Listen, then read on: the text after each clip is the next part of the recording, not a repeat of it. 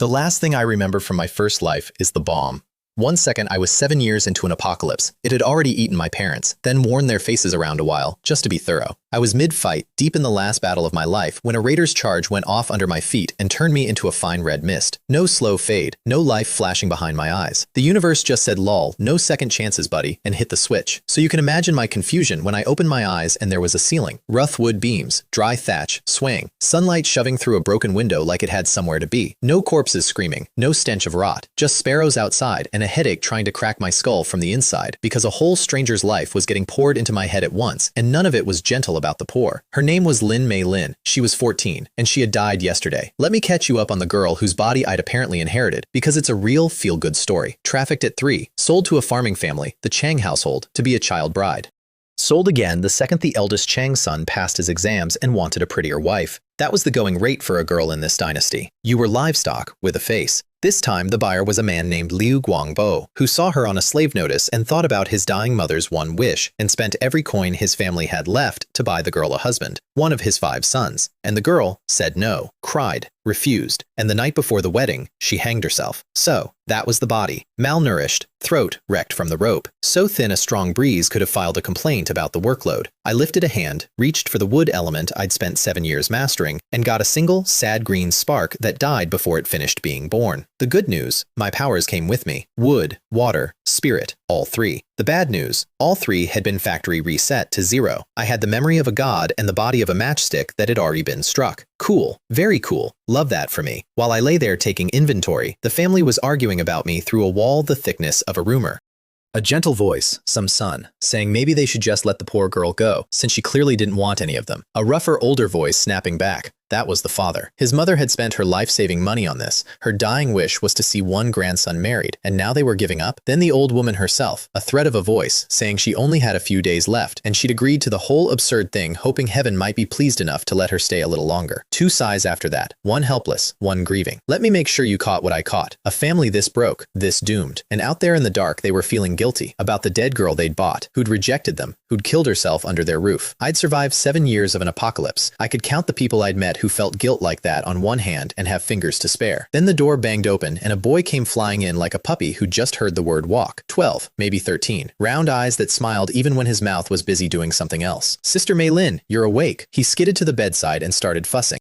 Did my throat hurt? Was I cold? Did I need anything? And I just stared, because I'd forgotten what it looked like when concern wasn't the opening move of a negotiation. This was Liu Jiarui, the 5th son, the kind of kid the apocalypse would have chewed up and spat out before lunch, and I already, stupidly, did not want that to happen. He ran out and came back cradling a chipped bowl of water like it was liquid gold. In a place a year into drought, it basically was. Sister Lin, come on, have some water. I drank. The burn in my throat eased half a degree, and when I rasped out a thank you in a voice like a rusty hinge, the boy's whole face crumpled with the fear that I'd be mute forever. Baba, he said, turning, is Mei Lin's voice ruined? Will she end up like the mute old woman down the mountain? He'd wanted to say he'd go buy medicine for my throat. I could see it. He didn't, because he'd overheard his father and second brother earlier, and a boy that poor already knows which sentences he isn't allowed to finish. The rest of the family arrived behind him.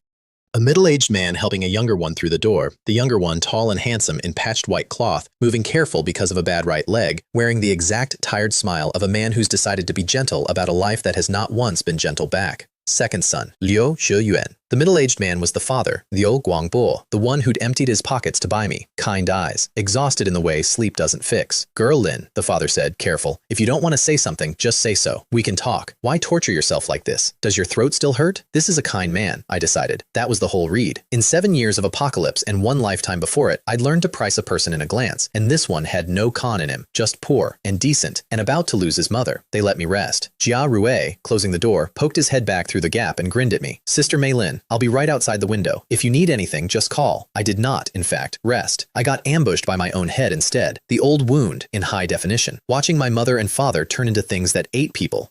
My grandfather, the last disciple of a legendary physician, letting a horde tear him apart so I could get 10 more seconds of running. Because in that first life, I'd been a doctor long before I was ever a fighter. Trembling needle technique, first place in the national medicine competition at 13. A family of healers going back generations before a red rainstorm rewrote the world overnight and handed me 3 powers and a body count instead of a future. And now here I was. Different world. Same lesson, tattooed on the inside of my skull. In any dynasty, in any apocalypse, the strong rule and everyone else is inventory. Which made step 1 very simple. Get strong. Fast. That afternoon they came for me because the grandmother wanted to see the bride before she went. By then the third son had turned up. Liu Guang Bo, built like a hunter, all shoulders and cheerful menace. He took one look at the calm sitting in my eyes and openly doubted his own memory of the terrified, sobbing girl from 3 days ago. "In just 3 days," he muttered, "this little girl's changed completely."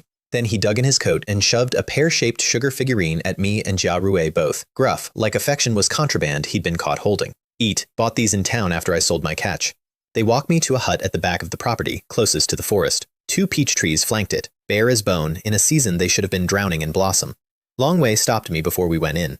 All the cheer drained off his face and left something serious behind, which didn't fit him. "Lin Mei Lin, I don't care what you think of us. Just this once, whatever Grandma asks you in there, agree to it. After that, whatever you decide, our Liu family won't make things hard for you. Not in the slightest. I swear it." So I already knew the shape of what was coming. Inside, the old woman was a candle burned down to the last of the wax. I took her hand, and one touch told me everything. Organs failing, in sequence, in an order I could have written out. In my first life, at full strength, my wood element could pull people back from the lip of death and knit bone like it was nothing.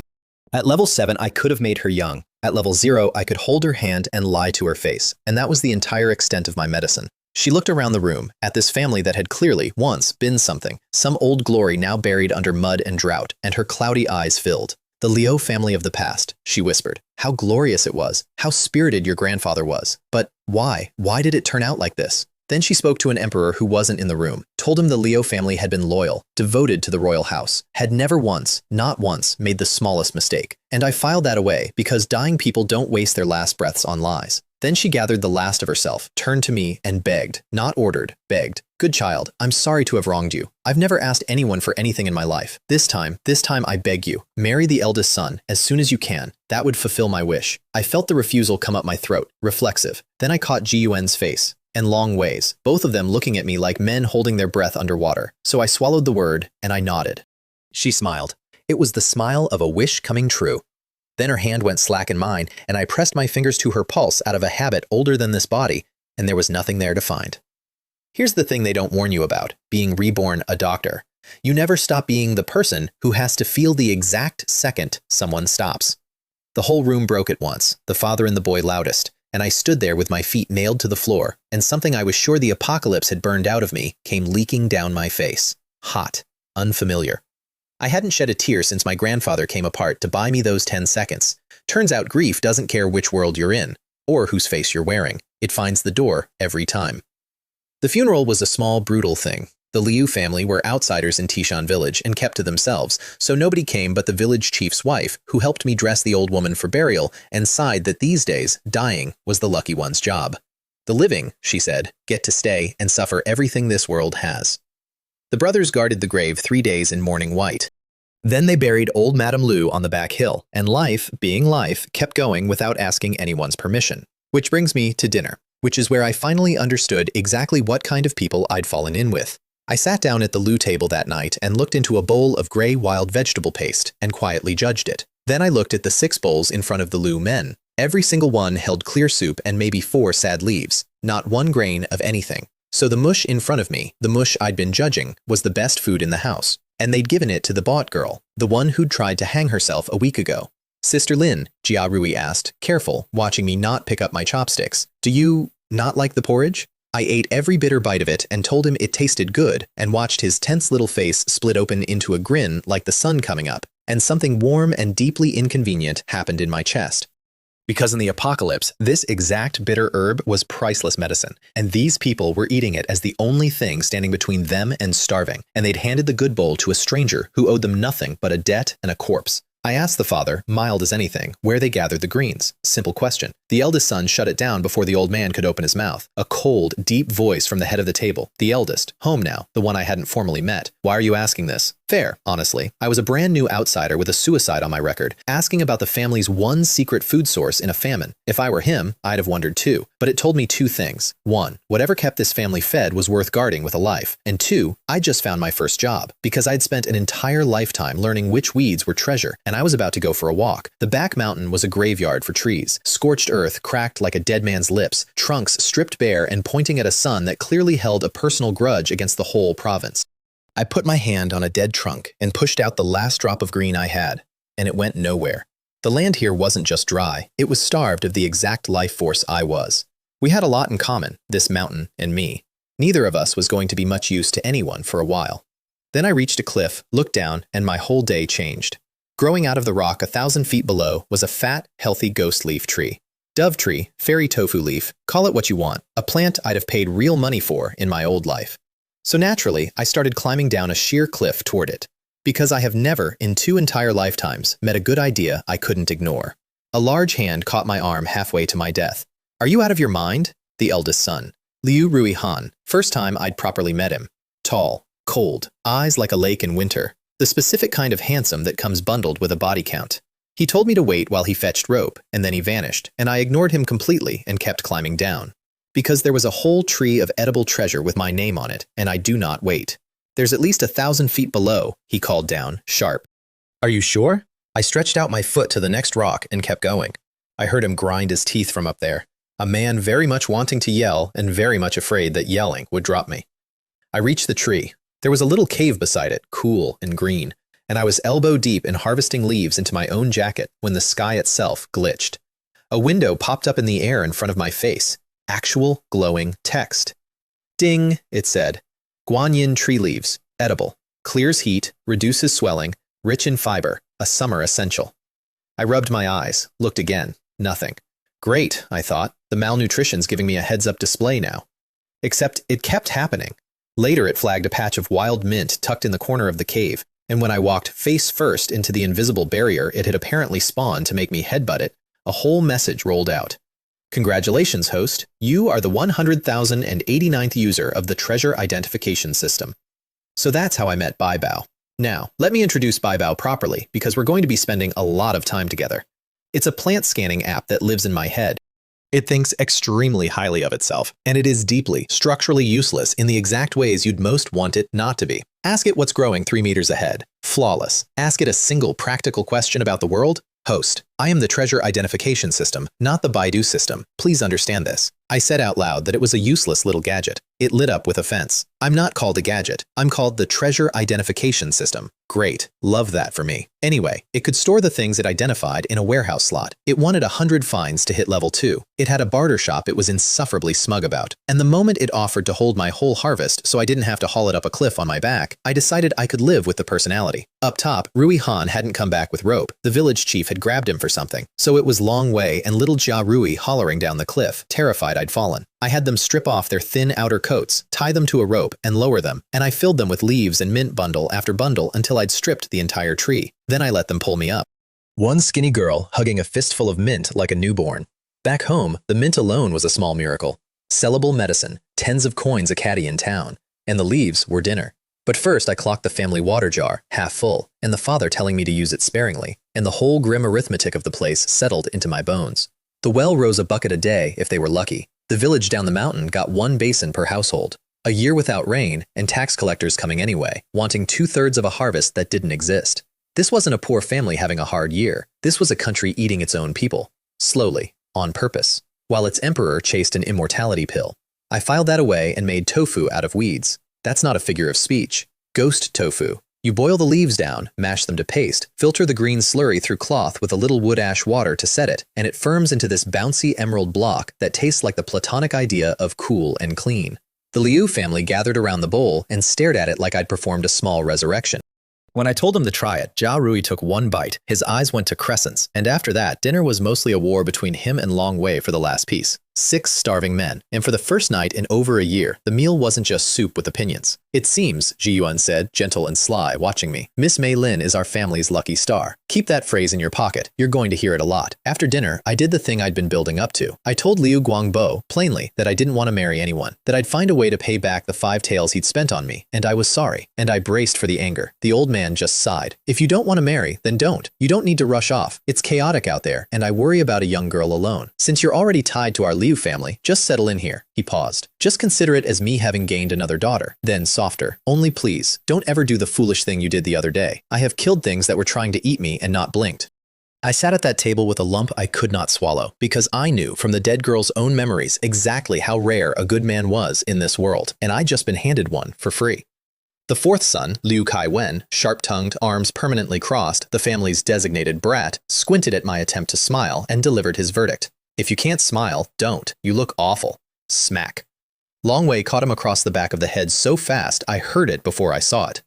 3rd brother, why'd you hit me? Act like a proper older brother, Long Wei told him, arms crossed right back. Scare her to tears and I'll beat you up. 4th brother, you're not allowed to bully Sister Lin, Jia Rui added, mouthful, or I won't sew your cloth shoes anymore. Kai-wen opened his mouth, closed it, touched his nose and turned away in silence, because in this family apparently, that threat was nuclear. I asked to take the empty hut in the backyard. A girl can't exactly bunk with 5 men forever, and the father agreed at once. That night, while I was looking over the bare plank bed, footsteps came behind me. Rui Han, wordless, carrying a faded quilt and a thick, soft mattress, which he laid out for me with the careful precision of a man who does not know how to be soft and is doing it anyway. We don't have women's clothes, he said flat. I'll have Jia Rui alter a set of GUNs for you. Wear that for now. And he was gone before I could say thank you. I stood there rubbing my chin, this eldest son. A dirt-poor farmer's boy does not carry himself like that unhurried, deliberate weight, that thing in the air around him like a sword still in its sheath. GUN had it too, the noble young master polish. Even the bratty 4th son had it. Whatever the Liu family used to be, it wasn't this. I really needed to get strong and figure out exactly what I'd walked into. Morning came with Jia Rui banging on my door, thrilled about breakfast. At the table, I looked down at my bowl, actual vegetable porridge, and then at his, which was clear water and leaves again, because of course he'd given me the good one. So I swapped them, drank his soup. I like soup, I told him, and got up and left before he could argue. He looked betrayed and moved at the same time, which is a hard combination to land at 13. The talk turned dark fast, the way it always did once the food ran thin. Autumn tax coming, the river dam at the next village fouled by plague corpses years back, unusable, the wells dropping, Long Wei floating that they should just move somewhere wetter, and the father shaking his head. If we leave, that man's dogs will find us fast. Let's wait. Besides, Ray, your mother and grandmother are here.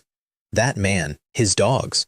Whoever the Liu family were, someone with power wanted to know where they'd crawled off to. Someone they were hiding from on a starving mountaintop, playing farmer. And then Rui Han announced, easy as weather, that he'd be leaving at midnight for the Ping An escort agency. Guard work, hauling other people's goods through bandit country, the kind of job that gets men killed for a wage. Jia Rui's face fell. Brother, can you not go? Escorting for an agency is so dangerous. Rui Han ruffled his hair. Don't worry, I'll be back soon. And he glanced once, unreadable, at me, sipping my mint tea. So, the cold eldest son moonlighted as a caravan guard, carried himself like a general, and the family spoke of powerful enemies in half sentences. I decided that, whatever the Liu family story was, I'd rather have money and power in hand before I learned it. So I took Jia Rui up the mountain to forage. That trip, Bai Bao earned its keep. It pinged a rare deadwood, good for shipbuilding and medicine both. Then, better, a whole clearing of wild potatoes, buried where the roots and stems had long since rotted away. Invisible to anyone without a cheat window. Most had gone bad, but we filled a basket to the brim with good ones. And there were kudzu roots in the hard embankment beside them, too tough to pry loose with our sad little hoe. So Bai Bao held them in the warehouse for me, and I explained the suddenly empty patch of dirt to Jia Rui with the total confidence of a woman who will absolutely lie to a child's face and lose zero sleep over it. He didn't question it. He was too busy calling me the family's lucky star sent down from heaven, which, again, pocket that phrase. We hauled the potatoes home to a father who cradled a fist-sized spud like a grandchild. And that night, the Liu family ate boiled potatoes and stir-fried potato and had, in the father's own words, the best meal in over a year. I told him I wanted to take the leftover ghost leaves to town and sell tofu, and Long Wei volunteered to escort me and Jia Rui, and the whole plan came together over the smell of actual food. Rui Han left at midnight, like he'd said, Be careful, the father told him at the door. Don't expose too much, which is not a thing farmers say to each other. And after he'd gone, Ji Yuan sat in the dark with that gentle half-smile and floated a thought to no one in particular, that Miss Mei Lin was virtuous and clever and capable, and really, wouldn't she make the finest wife? And didn't the eldest brother think so? The eldest brother had already left, but I was starting to get the feeling that Ji Yuan wasn't actually asking him. We set out for Anping Town at dawn. Me, Long Wei, Jia Rue, a bucket of ghost tofu, and a stack of Ji Yuan's old calligraphy paper cut into little squares, because there were no leaves to wrap food in, and I'd repurposed his keepsake stationery into packaging. He watched us go with the face of a man whose memories were being converted into sandwich wrap, and said nothing, because that's the kind of brother he is. Right before we left, the fourth son cornered me. Kai Wen, the brat, radiating contempt, ordered me to hold out my hand. I did, mostly out of curiosity. He dropped something in my palm and immediately looked like he regretted being born. It's not much, he sneered, but it can still buy a steamed bun. Look at you, so skinny and ugly. And then he fled. I opened my hand. 1 copper coin. Ji Yuan, watching from the shadows, nearly choked, laughing, because it wasn't just any coin. It was the one their grandmother had given the fourth son years ago, the one he'd treasured and never spent. He'd just handed the girl he claimed to despise the single thing he loved most, called her ugly, and sprinted away. I was starting to understand this family's entire emotional vocabulary. They said the meanest possible thing and then handed you their heart and dared you to notice. Anping Town was bigger than I expected and grimmer than I'd hoped. Patched clothes everywhere, gaunt faces. And not one single girl my age in sight because the emperor's men had already come through and harvested them.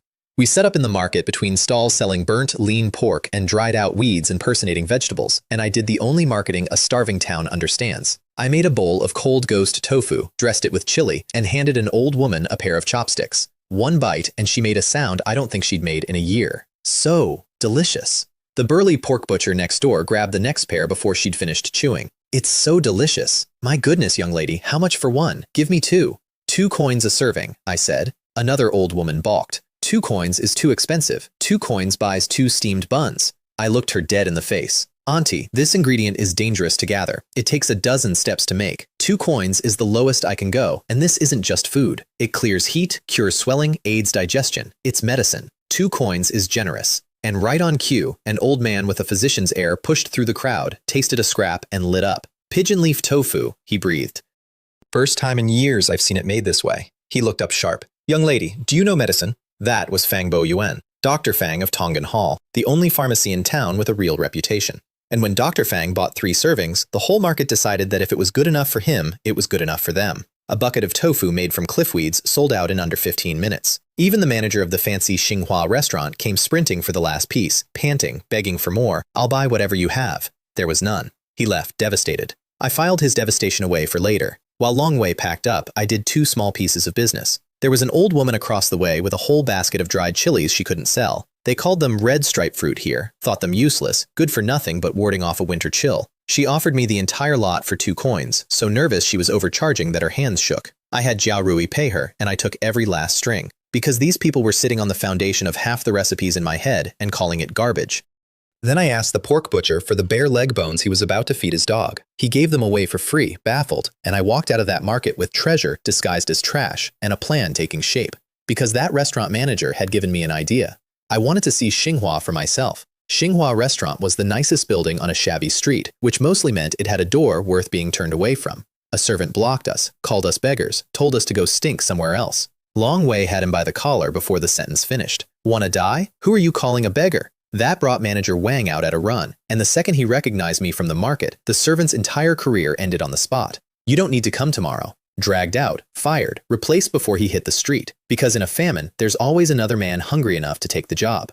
I noted that manager Wang was ruthless and decisive, useful information about a future business partner. He seated us by the window, all apologies, and asked what we'd like. I ordered a plate of their signature meat and a plate of their wild greens. When it came, I took 1 bite, put down my chopsticks, and announced to the room that it was disgusting. The meat is tough, dry, and bland with a fishy smell. The greens are old and black. I'm telling the truth, it's revolting. Every diner in the hall turned to stare. Manager Wang's eyelids started twitching. However, I added into the silence, I can make it taste better. How arrogant, said a voice. She came down the stairs in light red brocade, 18, 19, a face like a lotus and eyes with a rare streak of swagger in them. My brothers went stiff and dropped their gazes on pure instinct, which told me she was somebody. This was Lady Chen Shuilan, the third young miss of the Li family, and, I'd soon learn, the notorious Po Hu of the capital. A girl so vicious the biggest troublemaker among the Marquis' heirs didn't dare talk back to her. Beautiful voice. Would twist your skull off if you annoyed her. Little girl, she said, sweet, you're saying your cooking beats Chef Joe's? That's right. I didn't blink. My brothers broke out in a cold sweat. She leaned in and breathed a threat against my ear, something about showing me what it meant to wish I were dead. I kept my eyes flat and bored because I have been threatened by things that weren't even people anymore, and a rich girl in nice silk does not make the list. Then she straightened up and named the terms out loud, delighted with herself. Prove it. Make something that satisfies me and I'll reward you with 10 taels of silver. Or else. My eyes lit up. It's a deal. Where's the kitchen? The kitchen had 5 or 6 cooks in it, and one of them, a pointy-faced man with a monkey's mouth and a bully's instincts, took one look at the skinny beggar girl and decided today was his day. Hey, little beggar, what are you doing? Don't touch precious things with your dirty hands. And he strode over and shoved me. I put my foot in his chest and sent him into the shelving on the far wall. The whole kitchen froze. He lay on the floor groaning, and I walked over, picked up a cleaver, set my foot on his back, and asked, conversationally, exactly how noble he thought he was. You're a hired hand. Who gave you the audacity to think you're better than everyone in this room? I raised the cleaver. Your mouth stinks so badly. Should I cut it off for you? And I buried the blade in the floorboards a finger's width from his skull. He screamed. Then a strong smell of urine filled the kitchen, and the man trembled. And the kitchen learned in one afternoon that the new girl came with terms.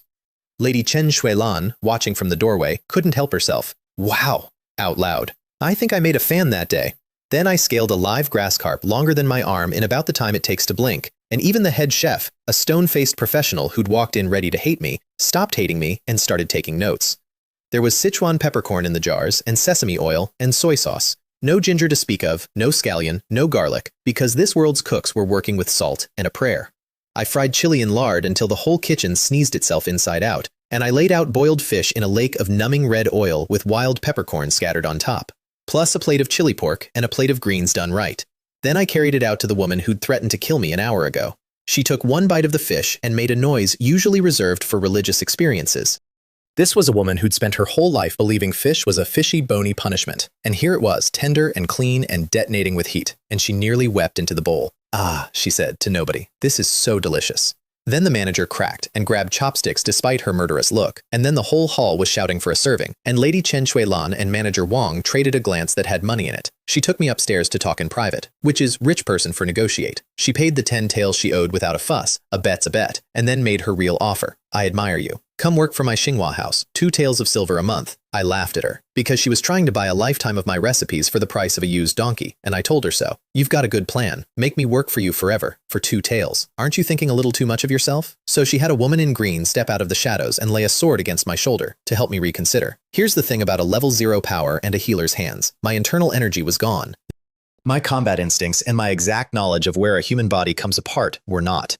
I caught the swordswoman's wrist and squeezed, and the sword hit the floor, and she went white with a pain that started in her wrist and ended somewhere behind her eyes. You know what? I said, mild. The last person who threatened me is about as tall as you are now, lying flat, 6 feet down, in his grave. Lady Chen Shuilan's eyes went huge, because she'd just watched a girl with no internal energy whatsoever disarm a trained fighter with 2 fingers. She grabbed my wrist under the guise of steadying me and secretly checked my pulse, clever, and found nothing. No cultivation, no power, and I'd still done it. Who are you? Her whole face said. She looked at the 2 handsome brothers waiting downstairs, and she started doing the math on a fallen noble house, and I could see her getting warm. We stopped pretending and did business. She wanted the 3 recipes. I named 50 taels, and she nearly bit through her own teeth. Lin, don't push your luck. You can refuse, I said. No one's forcing you. I rested my chin on my hand. But you should know, today every chef in your kitchen watched me cook. The steps are in front of you. You could turn around, cut me out, and steal them all. I let that sit. Go ahead, try. See if your imitation wins over diners, or if I just walk down the street to your rival Laifu and sell them something better tomorrow. Tell me, who loses out, you or me? She stared at me a long time. Then she called for her maid and had her count out 50 taels, and I wrote the 3 recipes out for her in flowing, elegant characters that made her stare all over again. Because village girls don't read, let alone write like that. Another crack in the story I was pretending to be. Don't underestimate anyone, Miss Li, I told her, standing. Especially someone who's already died once. She looked up sharp. Died once, but she was a merchant to the bone, and 50 taels for 3 recipes that would make Xinhua famous was a bargain, and she knew it. I bowed, said farewell, and left her leaning back in her chair, chewing on the fact that a starving cliff-weed peddler had just climbed on top of the pohu of the capital and refused to get off. Best 50 taels I never spent. On the way out, Manager Wang waved off the entire bill and begged me to come back with more recipes. Sure, but next time it won't be 50 taels, and it won't be for the Li family, because I do not enjoy negotiating with people whose every word is a snare. I stored that grudge with the others. I was building quite a collection. Then I asked my brothers where I could find a pharmacy, because I had a body to rebuild, a crippled brother waiting at home, and one thing this world had that I needed more than money. Dr. Fang's Tongan Hall was on the back street, and his face when we walked in was pure delight. He'd been hoping I'd wander back. Wanted more pigeon leaf tofu, sure, but that wasn't why his eyes kept sharpening on me. Dr. Fang, I said quiet, do you sell silver needles for my own use? He went very still. You know the silver needle technique. It wasn't a question. He went into the back room and came out with a cloth bundle and pressed it into my hands. 100 fine silver needles of graduated lengths, left behind by a vice director of the Imperial Medical Academy on his last southern tour. A man since dead, with no successor. Take them, Fang said. They'll only gather dust here. He said they should go to whoever was fated to have them. In my first life, I'd owned a set of 180 golden needles. These weren't those. But in this backwards, starving, drought-cracked world, this roll of silver was a fortune and a lifeline both. And I ran my fingers over each slim needle like meeting old friends. I told him I wouldn't take them for free. He thought about it. Then someday, let this old man watch you work. That was the whole price. Deal. I was buying herbs for Gun's leg, blood movers, bone knitters, when the emergency walked in the door. A boy of 15 or 16, crying, dragging his whole family behind him. A burly man carrying an unconscious one on his back. The smell hit before they cleared the threshold. Rot, the specific sweet reek of flesh that is given up. They laid the man in a chair, and I saw the right leg, split from ankle to calf, the wound gone black and putrid and, when you looked close, moving. Worms. Fang bent over it and sighed the sigh of a good doctor about to say a terrible thing. In a world this backward, there was exactly one treatment for a leg like that, and it was a saw. The gossip started at the door immediately, because, of course it did. That was Guo Hong Tao of Wu Village, turned away already by the quack next door at the Bao Hatang, whose medicine had made it worse, and now his shameless mother was crawling back to the Tongan Hall she'd badmouthed for months. A crowd formed to watch a family's pillar die. People are the same in every world. I stepped in and asked one question, casual as anything. What do you think the worms in the rod are? Maggots, Fang said. Everyone says maggots. No, there's a worm born from decay that eats only dead flesh. Decay worms. Leave them and they clean the wound out, and you dose the patient with anti-inflammatories and tissue menders, and he lives. I looked at the boy. The problem is his family picked the worms out the moment they appeared. You pulled out the one thing holding the rot in check. That's why it's crawled to his calf. The boy's face collapsed. Was it me who killed my father? Fang shook his head heavy. It's reached the calf. The only way to save him now is to amputate. Otherwise, I'm powerless. Find me a quiet room, I said. There's a way to save the leg without taking it. He nearly knocked over the medicine cabinet, getting the inner room ready. I sealed the family and my worried brothers outside. Longwei stuck his head in once, in a strange voice. You really know medical skills? A little bit. He stared at me. A beggar girl, given a dead academy master's needles. Was Lin Mei Lin really just a village girl? And if she was this capable, why would her own adoptive mother sell her? I watched him do the whole equation, and I watched him fail to solve it, and I sent him out. Then it was just me, Fang, a delirious man, and a set of silver needles. I told Fang the plan. Scrape the bone. Cut away every scrap of dead flesh, down to living tissue. The anesthetic won't last that long, he said, and scraping bone like that is unheard of. I'm not using your anesthetic. I'm going to needle every pain receptor in his leg into silence. He'll stay awake and feel nothing while I work. Prepare a sharp blade, strong liquor, styptic powder. Then I rolled up my sleeves and did the thing I was built for across 2 lifetimes. Needles into the quartz of his face. Into the point that drops a man into painless sleep. Guo Hong Tao's agony smoothed into calm between one breath and the next, and Fang made a sound of pure awe. Then, for an hour, I carved, peeled the rot, scraped the bone clean, worked in a stink that would have dropped most people, while Fang watched a 15-year-old girl outclass everything he'd seen in 40 years of medicine, and quietly revised his entire understanding of the universe. An hour later, I tied off the last knot of gauze. Changed the dressing every 2 days, remove it after 10. He'll walk again. Fang looked at me the way people used to look at my grandfather. I made him promise to tell no one it was me. He understood. A girl with a face like mine and hands like this, in a country that harvests girls, is not a secret you survive being. We left Tongan Hall to the sound of an old woman sobbing thanks, and I was, I'll admit, hungry. I took my brothers to a noodle stall, then bought 10 meat buns and 10 steamed buns, and Longwei and Jiao Rui watched their earnings evaporate with the specific pain of people who've been poor their whole lives. Nearly a full tale. They mourned it. But I wasn't done, because there was a general store, and in the corner of that general store was a bulging burlap sack the shopkeeper had given up trying to sell. Foreign junk his son brought back from a desert kingdom. Useless things nobody wanted. I opened it and nearly wept. Star anise, cinnamon, cumin, cardamom, mountain pepper, coriander seed, cilantro. Half the seasonings I'd been mourning since I got here, sitting in a sack marked worthless because this world's cooks were operating on salt and vibes. The shopkeeper wanted a full tale for the lot, and before I could open my mouth, Jia Rui launched into a haggle so shameless and so devastating, 30 coins, then 100, storming toward the door dragging me behind him, abandoning the soy sauce we'd already picked out, that we walked out with a fortune in spice for 100 coins and a standing invitation to come back. That boy, I'd thought he was pure sunshine. Turns out sunshine can also gut you on price. We got home after dark, to a father pacing the mountain path with a torch, half sick with worry. I unloaded flour, rice, meat buns, bones, spices, and 8 taels of silver, which I put directly into Liu Guang Bo's hand. The price of buying me, returned, plus interest. He wouldn't take it, stared at it with a face full of hurt. So you're already trying to sever ties with our family. Well, you're really impatient. He thought I was paying to leave, so I told him the truth. Uncle Liu, I don't mean anything by it. I just feel bad that you used the old lady's life-saving money to buy me. I wanted to return it. His whole face changed. He laughed, embarrassed, tried to press 3 taels back on me, and I refused, and he gave up and decided instead to go buy me fabric so Jia Rui could sew me proper clothes. They asked where a village girl had learned to cook like a palace chef and read like a scholar, and I looked 6 kind people in the eyes and lied without a single flicker. There was a white-bearded old man, I said, who lived in the forest near my adoptive family, took pity on me when I was 6, fed me, taught me survival and medicine for years until I was 12 when he vanished. Since then, I hid all of it and played dumb. They bought it whole. Longwei slapped his forehead so her timidity was an act. Jia Rui grabbed my hands with tears standing in his eyes and swore, fierce as a 13-year-old can, that he'd protect me forever and never let bad people bully me again. The father's eyes went red. Girl, you've really suffered. From now on, no one in this family will ever let you suffer a grievance again. And I sat there in the warm lamplight, wrapped in a lie, feeling, of all the useless things, guilty. I'd survived a cannibal apocalypse without guilt. 6 poor farmers believed a fairy tale about a kind forest hermit, and I couldn't meet their eyes. Zhe Yuan caught it, of course. He watched me squirm with that gentle, not quite smile, and thought, plainly, this girl is lying through her teeth. But he let me have it. That was the thing about the second son. He saw everything, and he almost never made you pay for being seen. Which is why I went for his leg next.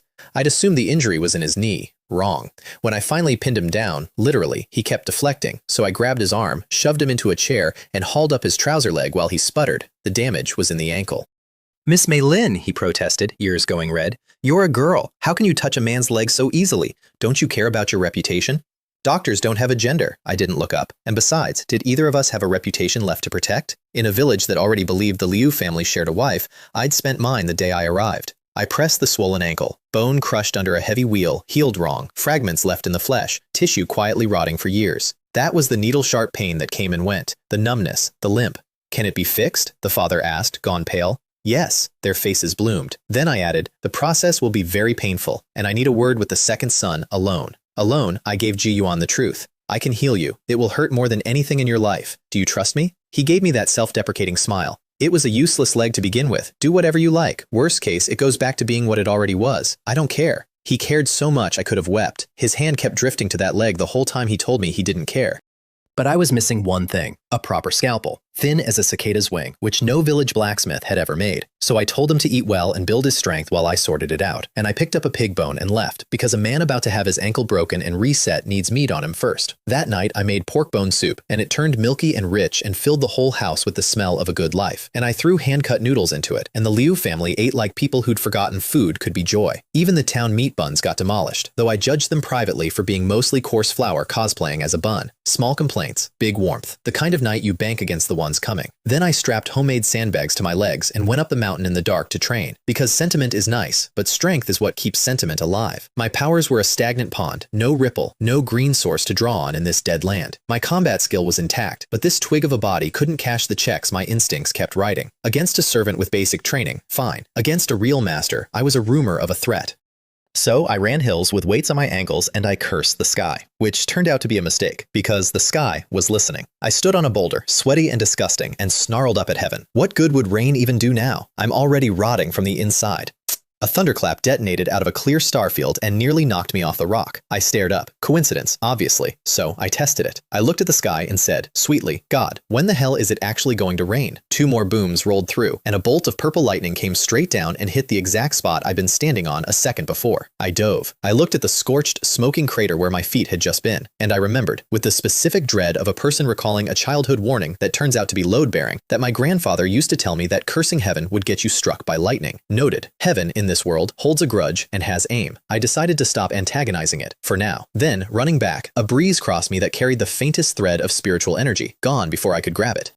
The first hint that this dead land might not stay dead. I got to bed at the hour of the ox, rung out, and in the morning, it rained. Only a drizzle, barely enough to stain the cracked ground before the earth drank it and begged for more. But Jia Rui came flying into the yard screaming that it was raining, actually raining, and the whole village down the mountain lost its collective mind. The stream that had run dry for over a year showed a thin, silver thread of water, and grown men wept at the sight of it. A year of dying, and the sky finally cracked a window. Hope is a hell of a drug. I watched them cry over a trickle and did the math on whether I'd caused it by insulting God, and concluded that was insane, and also filed it under maybe. The village chief came up the mountain that day, and I fed him hand-cut noodles, and he ate 2 bowls and then tried to recruit me as a daughter-in-law for his handsome scholar son. At which point Jia Rui wrapped both arms around mine and declared, with genuine menace, no way. Sister Lin would never like your son. Sister Lin belongs to us. Liu Guang Bo rushed to announce he'd already claimed me as his goddaughter, so nobody got any ideas. The chief laughed it off. I sat in the middle of a custody battle I hadn't agreed to, eating noodles, and felt, uselessly, at home. I sent the chief off carrying 2 things to town. A blueprint for the blacksmith, knives, I told the curious brothers, though the drawing was really a scalpel and its surgical cousins, and a basket of dried mint for Dr. Fang, business handled. Then I took Jia Rui and Kai Wen up the back mountain to forage. We crossed paths with the village chief's youngest daughter and her nephews, oddly far over on our side of the hill, which I noted and didn't understand yet. And then, on a dead trunk, I found a single green sprout. I put my hand on the bark, and the wood element that had lain dead in me for weeks stirred. Streaks of emerald green source poured out of the reviving wood and straight into my body, warm and familiar, and I stood there in front of 2 boys with my eyes suddenly wet, absorbing the first real power I'd felt since the bomb. Jia Rui thought I had heat stroke. I told him it was hot. It was not hot. It was the feeling of a starving woman handed the first bite of a meal she'd almost forgotten existed, and I did not have words for it that a 13-year-old wouldn't worry over. That was when the fat kid showed up. He came around the rocks with his arms crossed and a sneer already loaded. Wan Guangming, 15 or 16, and in a village where everyone was skin and bone, he was somehow round and greasy, which told you exactly whose food he'd been eating. Shameless, he spat, being all lovey-dovey in broad daylight. My mother was right. The shabby family on the mountaintop really did buy a woman for those 5 ugly monsters to share. Kai Wen's hand tightened on his sickle, and behind Wang Guangming stood a thin, terrified girl with fresh wounds on her neck, his own sister. When a village girl told him to apologize, he kicked his sister in the leg for existing and called her a money loser. That was the exact moment I stopped finding him funny. He apologized, eventually, forced into it by Kai Wen's blade and my flat stare. I told Jia Rui to ignore him. Arguing with a pig only lowers your own standing. Wang Guangming did not care for that. He screamed the word trash at me one more time, and I put my foot in his gut and folded him in half. Kai Wen kicked him down when he tried to rise, ground a heel into his face. Your mouth stinks. I'll wash it out. And Jia Rui, sweet sunshine Jia Rui, calmly picked up a solid clod of yellow dirt, pried the boy's mouth open, packed it in, and kicked him in the chest until he swallowed. The bully staggered off down the mountain, choking on soil, swearing his mother would make us pay. And I turned back to the reviving tree, with green source still threading into my skin, and felt my level tick over. Level 1. After weeks of a stagnant, empty pond, a single ripple. Only level 1, barely a spark.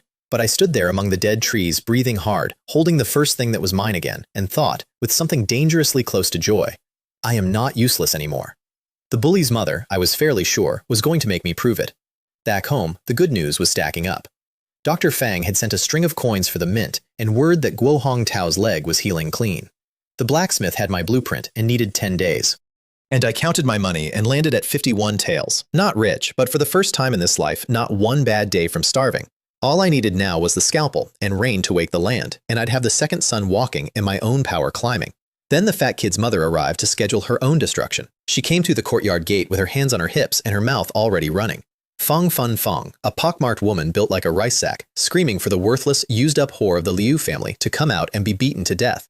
She shoved the father when he tried to calm her. She spat at Ji Yuan and dodged his cane and called this house of 5 handsome brothers a den of wife-sharers. No wonder people say the Liu family shares a wife. Who are these wives? Could even old man Liu be taking a turn? I'd been standing in the kitchen doorway with a bowl of dried chilies, letting her run. A woman digging her own grave shouldn't be interrupted. But she came for me with her sleeves rolled, and Kai Wen and Ji Yuan threw themselves between us, and I decided that was enough. I stepped past them and kicked her.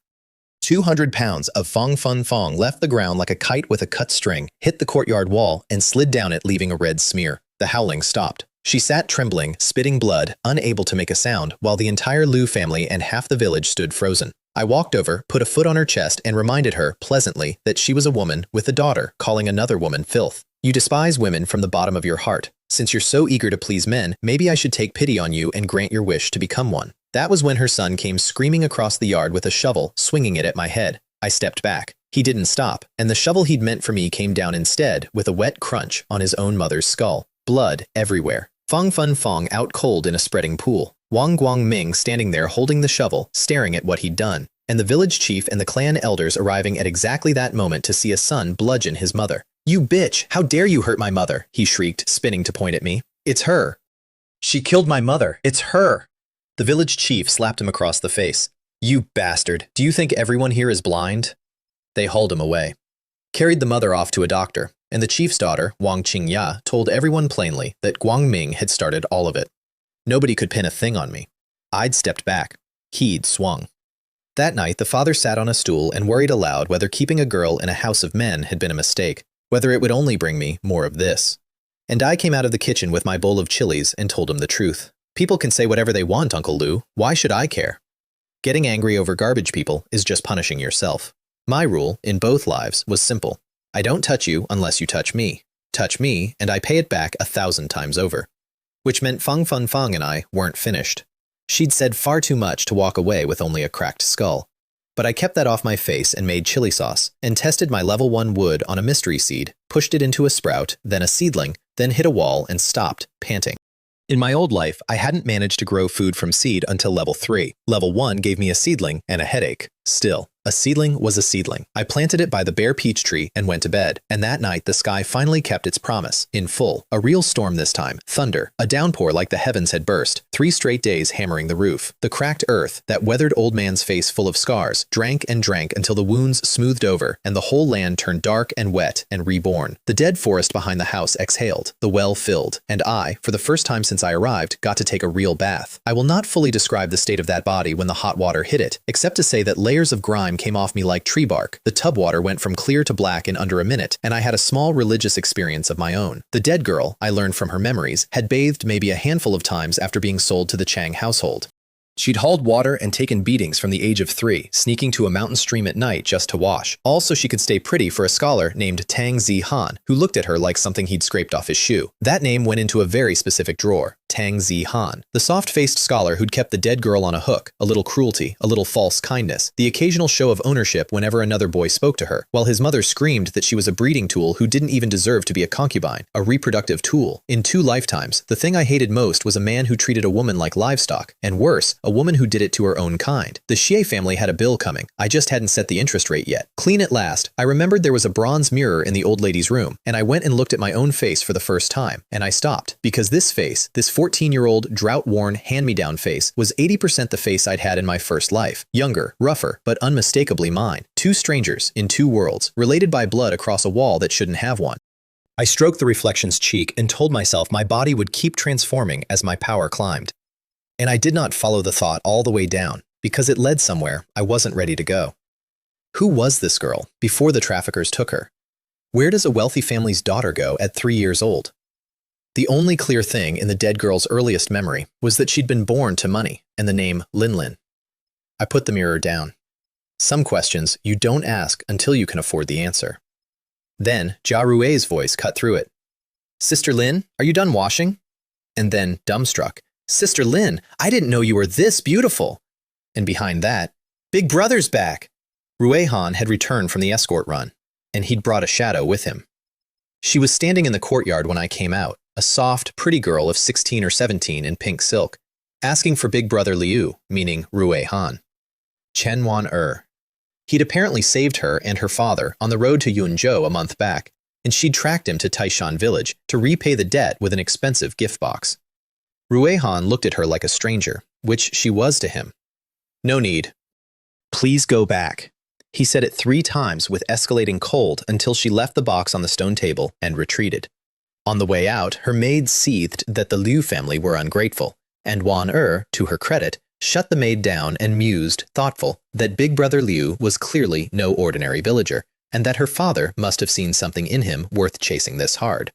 Smart girl. I'd remember her too. Rui Han, meanwhile, had noticed me across the yard, staring at a dead tree, and he frowned at the dead tree like it had personally insulted him because he couldn't see what I saw growing out of it. When I nodded a polite hello, he withdrew his gaze without a flicker, and I concluded, reasonably, that the eldest son disliked me and I should keep my distance. I was, it would turn out, spectacularly wrong. But that's a later problem.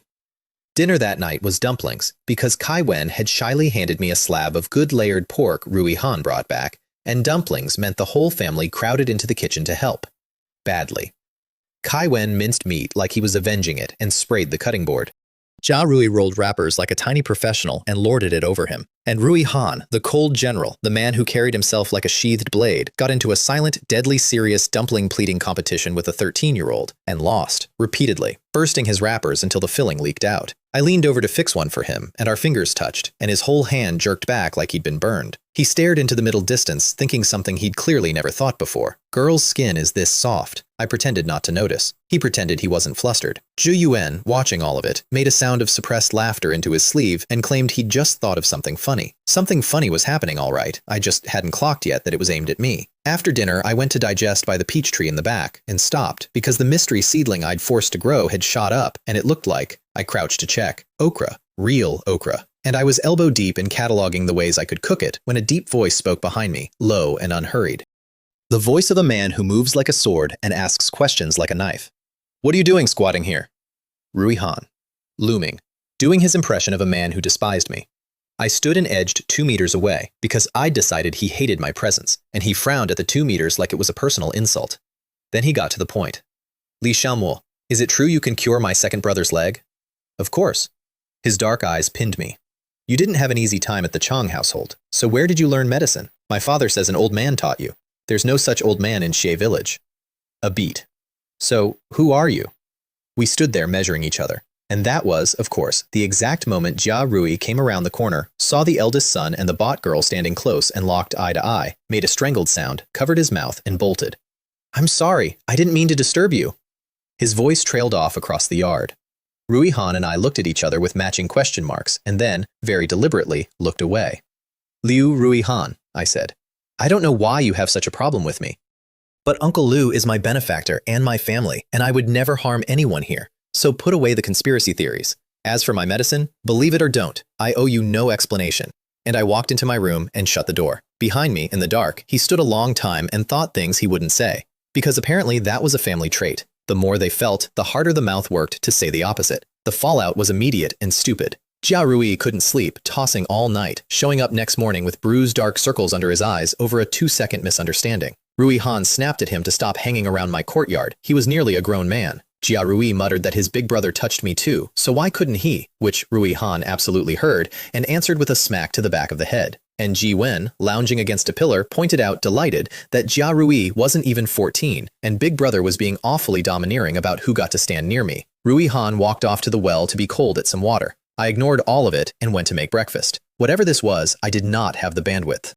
Then the Pohu came back. Lady Chen Shuilan turned up at the courtyard gate, recognized Ray Han, called him Bing Shan, took a whip to him when he called her a stinking beggar, and generally announced her arrival with the subtlety of a landslide. But she'd come to deal. She wanted my recipes. A steady supply, exclusive to Xinhua. Fine, I said. I'll give you the boiled fish recipe, for 1/3 of the profits it earns. Her smile died, and then she tried to close the trap. From today, you provide Xinhua every rare recipe you have, and personally cook each one. Chain the golden goose to the stove for a lifetime, for a slice of pennies. So I applauded her, slowly, as expected of the young master of Xinhua House. You really do have the face heaven gave a schemer. Then I stood up. You think I'm a fool who'll work for you forever for 1/3 of your scraps? I was going to give you 2 recipes that would make Xinhua famous, but you're ungrateful, so I take it back. Please leave. After today, even 10,000 taels of gold won't buy another look from me. And I walked out and left her sitting in a mud-floored farmhouse, realizing she'd outthought herself out of a fortune. But the important thing that visit surfaced wasn't the deal. It was what Lady Chen Shuilan thought while she sat there fuming, looking at Rui Han's cold eyes. Because she remembered them. She remembered the night the Liu family was demoted, the night this family broke with the royal house, killed the 8th prince's mother in front of the emperor himself, then produced a pardon written by the late emperor before he died, so that even the tyrant on the throne could do nothing but grind his teeth and let them carry their dying marquis away. This wasn't a farming family. This was a marquis's house, brought low, hiding on a mountain. And a family like that, even gutted and exiled, still made the pohu of the capital lower her voice. I didn't hear her thoughts, but I'd stopped needing to be told. Every half sentence, every noble reflex, every enemy spoken of in shadows. The Liu family were fallen nobility. Someone powerful had put them here, and that someone wasn't finished. Rui Han, meanwhile, was conducting the least subtle courtship in recorded history and calling it something else. He handed me his money pouch and told me to keep it, for no stated reason, like a man paying a debt he'd invented. He shoved a hoe into the dirt beside me and planted ginger without being asked. He informed me, out of absolutely nowhere, with the gravity of a state secret, the food you made is delicious. Then he asked if I wanted to come to town with him, and when I decided we were incompatible and walked into my house instead, he stood alone in the empty courtyard, genuinely bewildered that his flawless plan of standing near me and saying almost nothing had somehow failed. I passed his money pouch to Jia Rui to give to the father, because I didn't want it and couldn't read it. The reading, in hindsight, I should have done sooner. Then the county came for the Liu family. The father stormed home caked in mud with the news. The magistrate of Anping, a man named Liu Chang, had heard a rumor that the Liu family ate fish and meat every day and had money to spare for a bride, and on the strength of that rumor was demanding they pay a third more tax than everyone else. In a famine, on a family drinking clear soup. Why should we pay more? Long Wei slammed the table. When have we ever eaten well? That old bastard Liu Cang is targeting us on purpose. And Rui Han, appearing out of nowhere the way he always did, said flatly, "I'll look into it, father. Don't worry. We won't pay the extra third. What can Liu Cang do? He's just a dog under Gufeng's command." The father begged him not to do anything rash. Whatever they'd done a few years back, he didn't want it repeated. He'd finally gotten a little piece and he wanted to keep it. The village had its own theory about who fed the magistrate that rumor. It rhymed with the family whose son I'd recently helped concuss his own mother. I went and stood on the rock outside the courtyard and looked down at the village and watched the chief walk out of a yellow mud brick house with a face like thunder. And I began to sharpen a very specific plan. But first, mushrooms. And a friend. Up the back mountain, which was greening now, buds on the dead trunks, tender grass in the stone cracks, my level 1 wood drinking it all in, Baibao dinged at a fat colony of wood ear and tree mushrooms, and I harvested a small mountain of them. Which is where I officially met Wang Qingya, the village chief's daughter, out foraging with her nephews. Warm, loud, and immediately convinced we were friends. She lent me her basket, walked my haul home for me, scolded the Liu family for letting a girl wander the mountain alone. I let her because I liked her, and because a friend inside the village was worth cultivating. The other village women fussed that raw wood ear was poison. I told them, patient, that raw it'll kill you, but soaked a day or dried, it's a treasure. They didn't believe me. That's fine. Most treasure looks like poison to people who've only ever been poor. Back home, I turned the kudzu roots into starch, a whole ordeal of washing, peeling, chopping, grinding on the stone mill, filtering through cloth, settling 2 days into a pure white powder. And the entire Liu family threw itself into the grinding until dark. Everyone crowded around the mill, taking turns. And I stood in the middle of my adopted family of hunted nobles, making dessert starch out of mountain roots, and for one whole afternoon, nobody was starving or hunted or dying. We ate tree mushrooms fried with potato that night. It was, by any honest measure, a good day, which is how I knew I could afford to spend that night doing something bad. At midnight, I climbed the back wall, went down the mountain alone, and let myself into Stonefoot's house. A thin green vine slipped from my palm, threaded the crack in the door, and popped the bolt while the family snored on. I found Wang Guangming sprawled and drooling, the boy who kicked his own sister for the crime of being a girl, and I thought about his mother crowing that she had a precious son and looking down on women, and I wondered how proud she'd stay once her precious son was, by needle, a eunuch in name and in fact. A single silver needle placed with great care below his navel. He never stirred.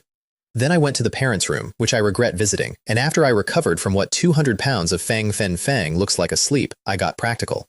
I took the sewing scissors from the corner basket, and I shaved Stonefoot bald. Every greasy hair, because in this dynasty, your hair is a sacred gift from your parents, and cutting it is a moral catastrophe, and I wanted his humiliation public and unexplainable.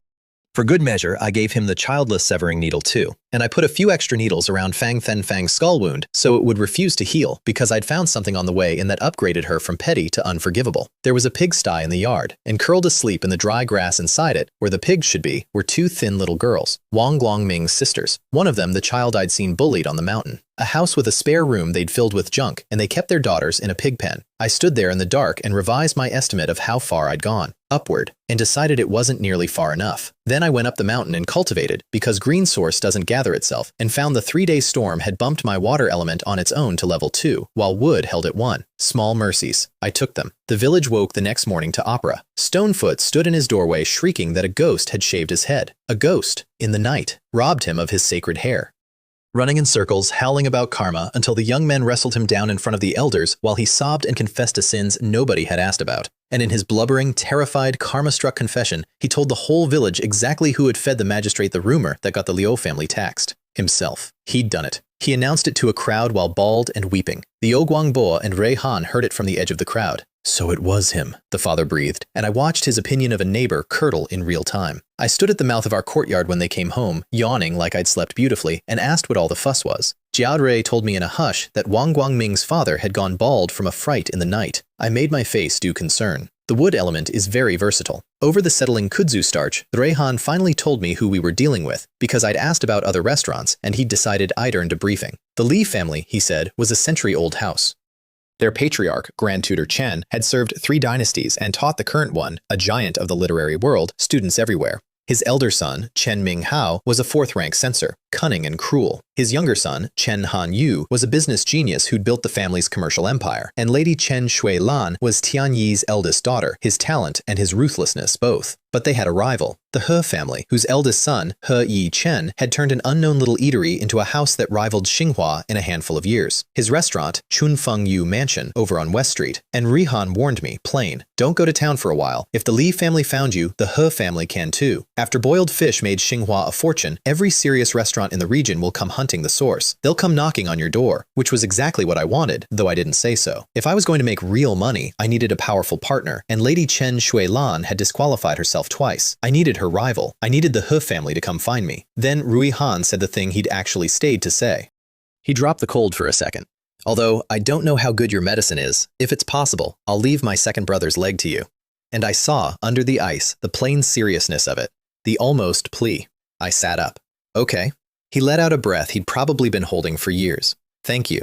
For once, neither of us said the opposite of what we meant. He handled the village chief the same afternoon, when the chief brought a defeated Stonefoot up the mountain to beg forgiveness, so the village wouldn't produce a convicted criminal right before the imperial exams, which would doom every scholar's boy hoping to test, including his own son. Rui Han stood in the courtyard, arms crossed, and quoted the law at him. To spread rumors and slander is 20 strokes of the cane and prison. Then he left it to his father, because Guang Bo was the merciful one, and everyone knew the old man would forgive. Zhu Yuan murmured, quiet, that forgiving Stonefoot wouldn't fix the tax. The rumor had only given Liu Tang a doorway, and that man's dogs would keep coming. That man again. Gu Feng. The tax was never really about the tax. That evening, Liu Guang Bo came home carrying 2 gifts. The first was an iron box, and my eyes lit up before he opened it because I knew the weight of what was inside. A dozen surgical instruments, a scalpel thin as a cicada's wing, hemostats, tweezers, exactly my blueprint, finely made, 2 tails well spent. With these, I could give the second son his leg back. The second gift was for me, soft purple kudzu fiber cloth, bought because he'd noticed I owned only 2 dresses, handed over with an apology in case I found it offensive. I like it very much, I told him. Thank you, Uncle Liu. There's no need for thanks among family, he said, and waved it off, and I felt the weight of what I was about to do get heavier. Because that night, I opened Ji Yuan's leg. I laid out the needles and the blade in his clean, book-lined room, told him to lie down, and when he hesitated, not from doubt, he said, but from fear of my disappointment, my leg, Mei Lin, I shoved him flat. Lie down when I tell you to. Why do you make so many demands? I hate disobedient patients. And I got, once again, into a shocking tangle of limbs that turned the father to stone and dropped the room's temperature 10 degrees where Rui Han was standing. I extracted myself with dignity I did not feel and got to work. I sent the father out. He couldn't have stood the blood, but Rui Han stayed to assist, and I let him, because I might need steady hands, and his were the steadiest in the house. I needled Zhu Yuan into a painless, deep sleep. Then, hidden behind the motion of arranging instruments, I ran a wash of green wood source into his ankle. Because even at level 1, I could speed what a blade alone would take 100 days to do. Then I cut. Bright blood, fast, soaking the sheet. Hemostatic cotton, I said, and Rui Han handed it without a word. I clamped the bleeder. I went in with tweezers and drew out the bone fragments one at a time, slow, exact, threading invisible green source down through the metal into the flesh as I worked. Sweat ran down my face, and Rui Han, this cold man who'd punched the air near my head to test me, took out a handkerchief, and wiped my forehead so I could keep my hands steady. I scraped away every dead, rotten scrap without nicking the tendons hiding beside them. And then, when Rui Han thought we were nearly done, I picked up the bone hammer and cracked Ji Yuan's healed wrong ankle bone clean through so it could be set straight. I watched his eyes go wide, and I watched him decide, silently, not to ask. Because by then he'd concluded my medicine was unmatched in the whole kingdom. No, in all 4 kingdoms. And he was, for once, right. Hours. A kerosene lamp lit when the sun died, and near the hour of the pig, I tied the last stitch, sat back pale and wrung out, and told them, "He sleeps now, he'll wake soon, and when the numbness fades, he'll hurt. Watch him. Don't let him move." I'd poured every scrap of green source I owned into that leg, and I could barely stand. Rui Han moved to carry me back to my room, and I shied off and walked it myself, because I don't get carried. He followed anyway, brows drawn, and brought me mint tea, and sat at my table, and then, the eldest son, the future general, the man of 2 words, told me flatly that he'd be leaving again for a while, and was entrusting the household to me. The 3rd son, at the docks. The 4th and 5th still children, the 2nd recovering, the father not young, so I'd have to take care of them all. It landed exactly like a departing husband instructing a wife, and I stared at him, and he laughed at whatever my face was doing. "Get some rest," he said, and left. And out in the courtyard, he let himself smile, because, I'd learned much later, he'd done it on purpose. He'd felt nothing when his father bought him a bride. He'd felt nothing when word came she'd hanged herself. Then he'd walked in and seen a thin, ruined girl with eyes far too cold and old for her face, a cold he recognized, and against every plan he'd ever made, he'd gotten curious. He'd had a friend quietly investigate the Chang household and found nothing but ordinary cruelty, and wondered if he was imagining things. Such medicine, such needles, a master in the forest, she said. He shook his head and did not believe it for a second. Neither, if we're honest, should you. Rui Han left before dawn, and the father went down to the village and forgave Stonefoot exactly as everyone predicted, so thoroughly that the village chief, guilt-ridden, put the man to work driving an ox across the Liu family's own fields for a full day as penance. Bald, humiliated, plowing for the people he'd tried to ruin. There's a poetry to a merciful man's justice that a cruel one never gets to enjoy. Zhu Yuan, meanwhile, woke up and could feel his leg. Days of me needling him, secretly running green source in under the cover of acupuncture, and the swelling was gone, the wound scabbed clean, the sharp pain fading to a tingle.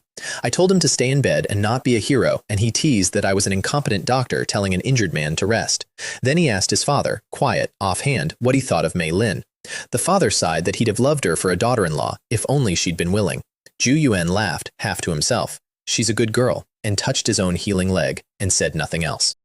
I made kudzu starch jelly, a crystal-clear paste I dressed with chili and sesame oil since there was no sugar in the house, and Jia Rui ate 2 bowls declaring it a masterpiece, with one flaw he couldn't name. Sweetness. That was the missing thing. But white sugar cost a fortune here, and farming families didn't dream of it. I filed sugar under future problems and moved on because I had an empire to plant. That day, I finally emptied the spice sack properly and found more than spice. Buried in it were bags of medicinal seeds, swordbone grass, a plant so precious you can't buy it for money, root and flower both cures, the key herb for consumption, nodo ginseng, hautunia, a dozen kinds of medicine in seed, sitting in a sack a general store had called junk. I planted chili seeds and a vegetable garden in my courtyard the ordinary way, meaning I'd coax them up slowly at night so nobody wondered why the bot girl grew crops the whole village couldn't. And I set the medicine seeds aside because I had a bigger idea and it needed land. So over dinner, I asked the father whether the wild forest on the eastern back mountain had an owner. The whole table stared. That barren rock pile?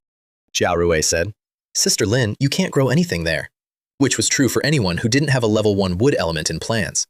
I wanted it. I wanted to grow medicine where nobody could see me do it. The father agreed to take me to the village chief, and in the process, I learned more of the Liu family's story. They'd come to Tieshan 6 years ago, when Jiao Rui was 8, and it had taken until 2 years back for the chief to sell them even 8/10 of an acre. They'd meant to buy a red brick house at the village entrance, deal all but closed, until the owner abruptly refused, and the chief had no choice but to root them onto a barren hillside instead. Rui Han had handled all of it. The father wouldn't say more, and I didn't push. Some walls you don't lean on until you're invited. But before all that, the part that stayed with me. Ji Yuan, while I checked his healing leg, asked me something. "If I told you the Liu family were criminals of the imperial court," he said, gentle eyes fixed on my face, watching for the flinch, "would you still be willing to stay?" The room went so quiet you could hear the dust. And I thought about it, honestly, and then I answered. "Uncle Liu told me I'm his daughter now, and if I'm family, how do you abandon family because misfortune found them?" He went still. Then he reached out and touched the top of my head, careful, like he wasn't sure he was allowed. And I let him, mostly, before I leaned back. And I did not understand yet why the second son looked at me the way he did, or why that head pat seemed to cost him something. I filed it under one more thing to unpack later. The drawer was getting full. Then I went up to my new 20 acres of rock, bought for 12 taels, a start, the rest to come when I had the money, and Bai Bao lost its mind. Ding ding ding, century-old wild ginseng, the real thing, growing behind a boulder, wild yam, wild Sichuan pepper, a barren-looking hillside nobody would clear, secretly stuffed with treasure, because the world is generous to people who can read it. I dug up a ginseng root as thick as a baby's arm, while Jiao Rui nearly swallowed his own tongue keeping quiet, and I marked the yams for later, and I came down that mountain carrying a fortune wrapped in a boy's jacket. The father saw the ginseng and went white, 100 years old at least. When your grandmother was dying, Rui Han spent 50 taels on a single root younger than this one. We'd sell it, buy the rest of the wild forest, and I'd finally have my hidden farm. That night, alone, I planted the seedlings in my courtyard with a wash of green source, and something long lost happened. The green light gathered and coiled and became a vine in my palm, alive and aware, and it curled up my arm and rubbed its tip against my cheek like a cat that had missed me. Little Green, my oldest companion from the apocalypse, my living source of wood, back from the dead with the rest of me. I stroked it and said hello, and it was, embarrassingly, the happiest I'd been in this whole world.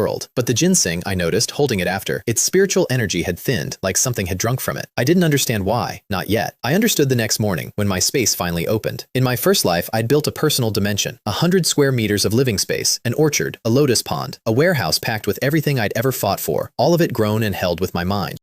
When I died, my power reset and the space went silent, and I'd assumed it was locked because my spirit was too weak to reach it. That morning, I woke up inside it and learned the truth. It wasn't locked. It was destroyed. The pond was a stinking pit of black mud. The lotuses, the fish, gone. The orchard, dead. The warehouse, empty. Everything I'd bled for across 7 years, supplies, medicines, carefully bred fruit, wiped out by the same bomb that killed me, leaving 100 square meters of rotting garbage dump behind my own eyes. I leaned against a wall and nearly cried into the ruin of it. Bai Bao, sensing my mood with the delicacy of a brick, popped up. Host, don't be so heartbroken. Fill your progress bar and maybe the system mall will have a way to restore your junkyard. Is that true? What's your evidence? It thought hard. Then it said, no. Then it detected that girls who swear a lot are generally unpopular and gently suggested I swear less. I informed it that it was becoming more human every day. It did not take this as the insult it was, but there was a real clue in the ruin.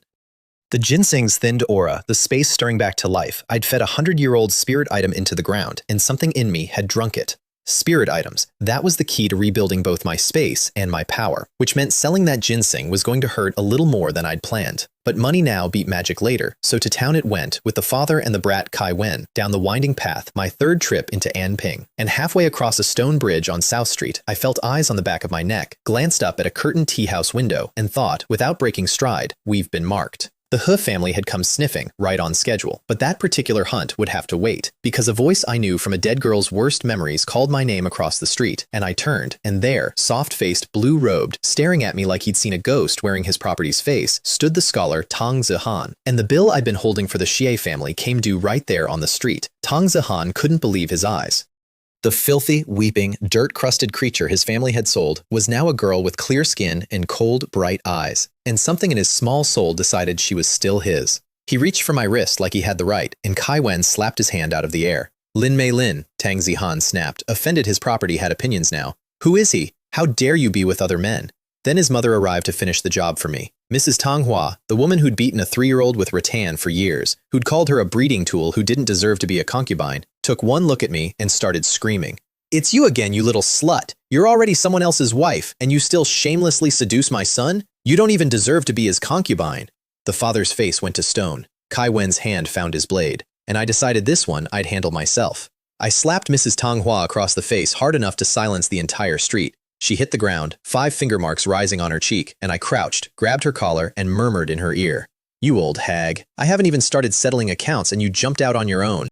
You must really be tired of living. And while I said it, a green thread thin as a hair slipped silently into her neck, and 2 silver needles flicked from my sleeve into her belly and her chest, and her wailing stopped mid-shriek. Not because she'd given up, because she suddenly, physically, could not make a sound. An invisible hand clamped on her throat, and behind her eyes I watched the terror arrive. The animal certainty that this was the bought girl's doing. She'd tormented that child for a decade. She could spend a while learning what worse than dead felt like. Tang Zihan, meanwhile, still hadn't read the room. He blocked our path and ordered me to apologize to his mother and come home, announcing to the gathering crowd that he was my fiancé, that his family had raised me. That did it for Kai Wen, who kicked the scholar in the gut so hard he flew back and cracked against the stone steps and coughed blood, because Tang Zihan was a soft man who'd never lifted anything heavier than a brush. And then the father, the gentlest man I'd ever met, finally lost his temper. He looked Tang Zihan dead in the eye.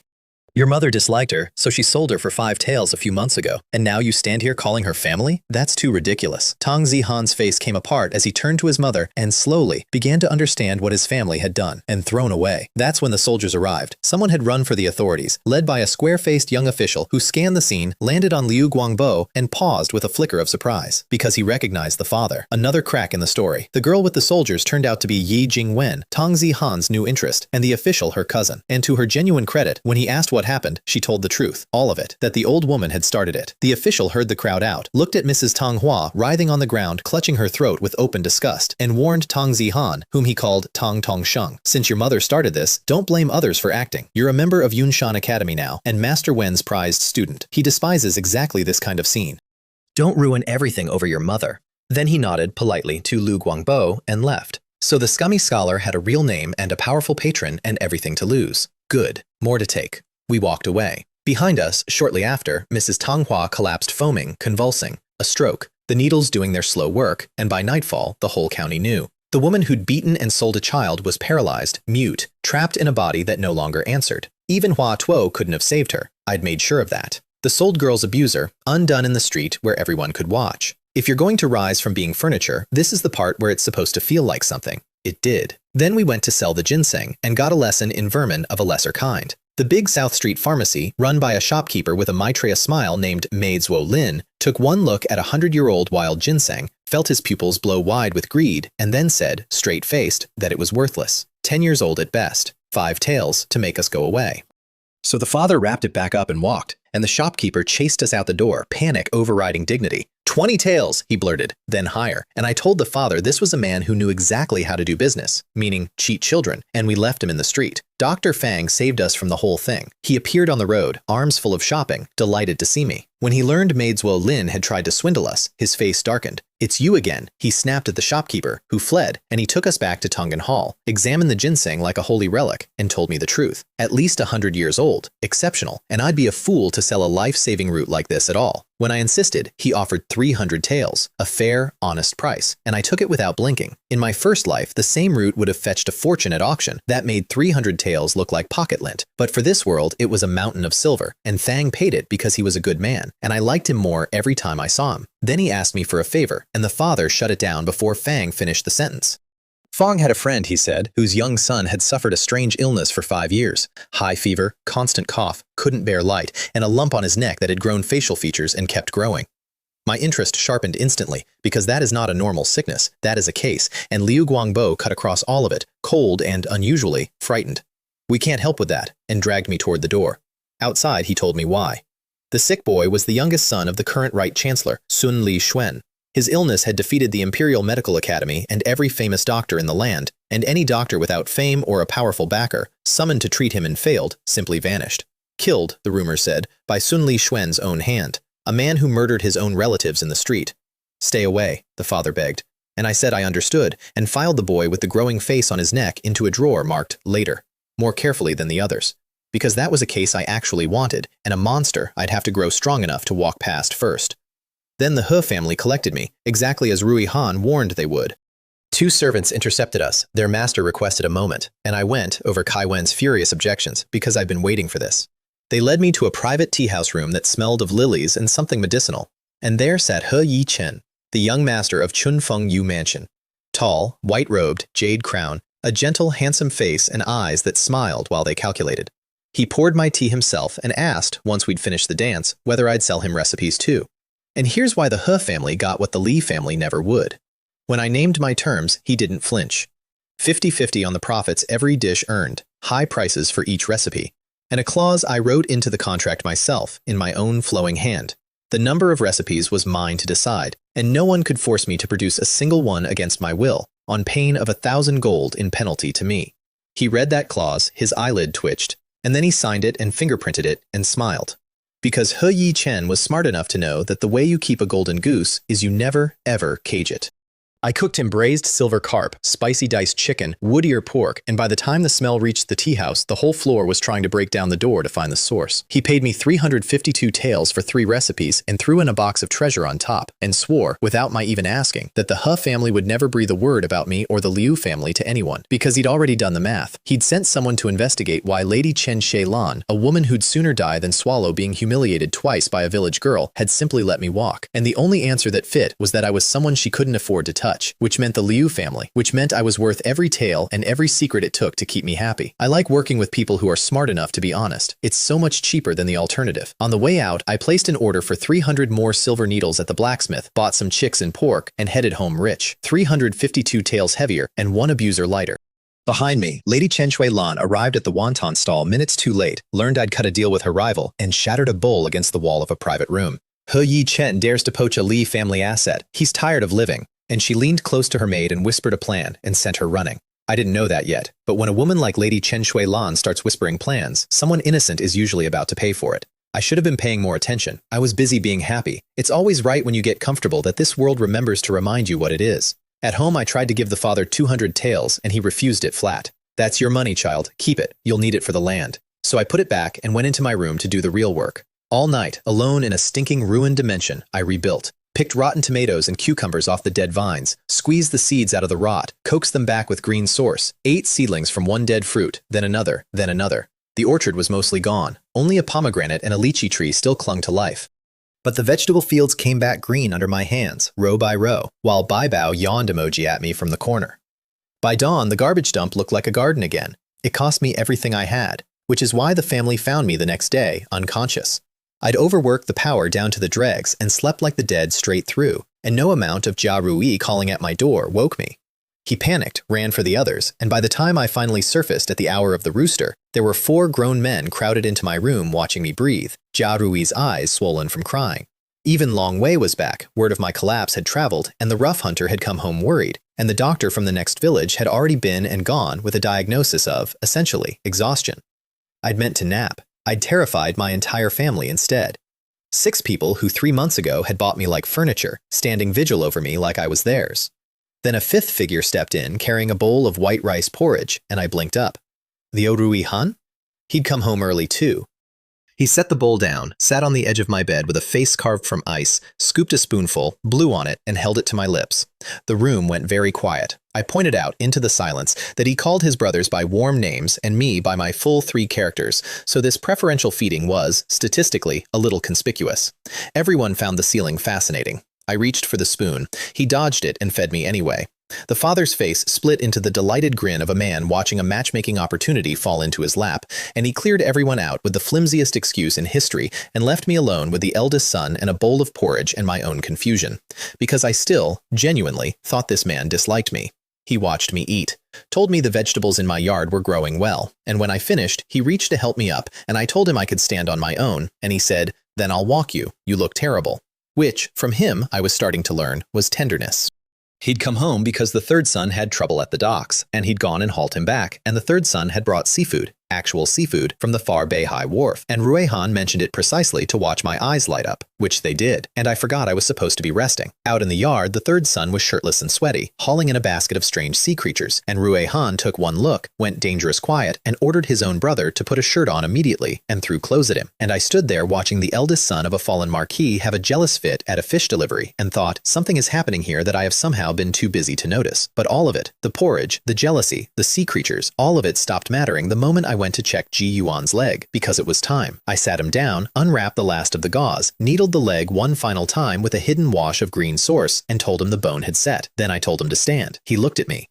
Then he put a hand on my shoulder and rose, and Long Wei caught his other arm, and Ji Wen, the 2nd son, the jade gentleman, the man who'd limped on a cane and called himself a useless cripple with a self-deprecating smile for years, set his right foot flat on the floor and felt no pain. No sharp needle stab, no numbness, just the ground, solid and real, under a leg that worked. His eyes came up to me. His whole careful, gentle composure cracked, and his voice came out rough. "Thank you." Then he took a step, and another. No stagger, no cane, no limp. The useless cripple the village had whispered about, walking his own room on his own two legs. His eyes were wet, and he was smiling like a man let out of a cell he'd lived in so long he'd forgotten it was a cell. I told him not to overdo it. Stroll the yard a few days, don't run. I don't want to re-break you. But I let myself quietly feel the size of it. In my first life, I'd healed thousands, and it had all become routine. This one wasn't routine. This one I'd carry. The village found out fast when the chief's family came up to share the seafood and their jaws hit the floor at the sight of the second son walking.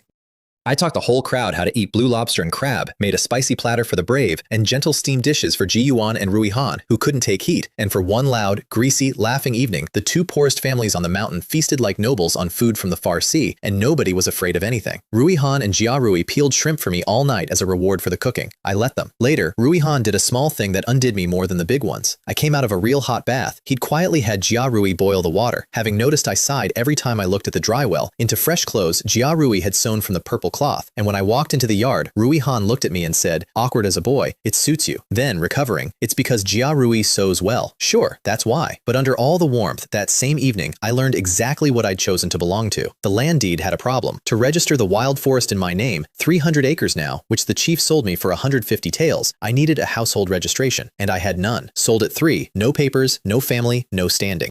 In this dynasty, a woman couldn't head her own household. She belonged to her father, then her husband, then her son. And an orphan girl establishing her own registration was harder than climbing to heaven, which left two options: marry into the Liu family, or be adopted as Liu Guang Bo's goddaughter and entered into the family genealogy. Except the Liu family genealogy was a slave's genealogy. That was the reveal the father had been dreading. When the Liu family fell, they weren't just demoted, they were branded slaves. Their descendants forbidden forever from the imperial exams, from holding office, from commerce, on pain of death if discovered. The gold medal pardon the old Marquis line had earned kept them alive, and marked them as property in the same stroke. That was the whole point. That was the elegant cruelty of the man who'd done it. He couldn't kill them, so he buried them alive on a mountain and salted the ground so nothing of theirs could ever grow again. And Rui Han, the cold eldest son who guarded caravans for a wage. He Chen had told me pieces. The family filled in the rest. Rui Han had been a general.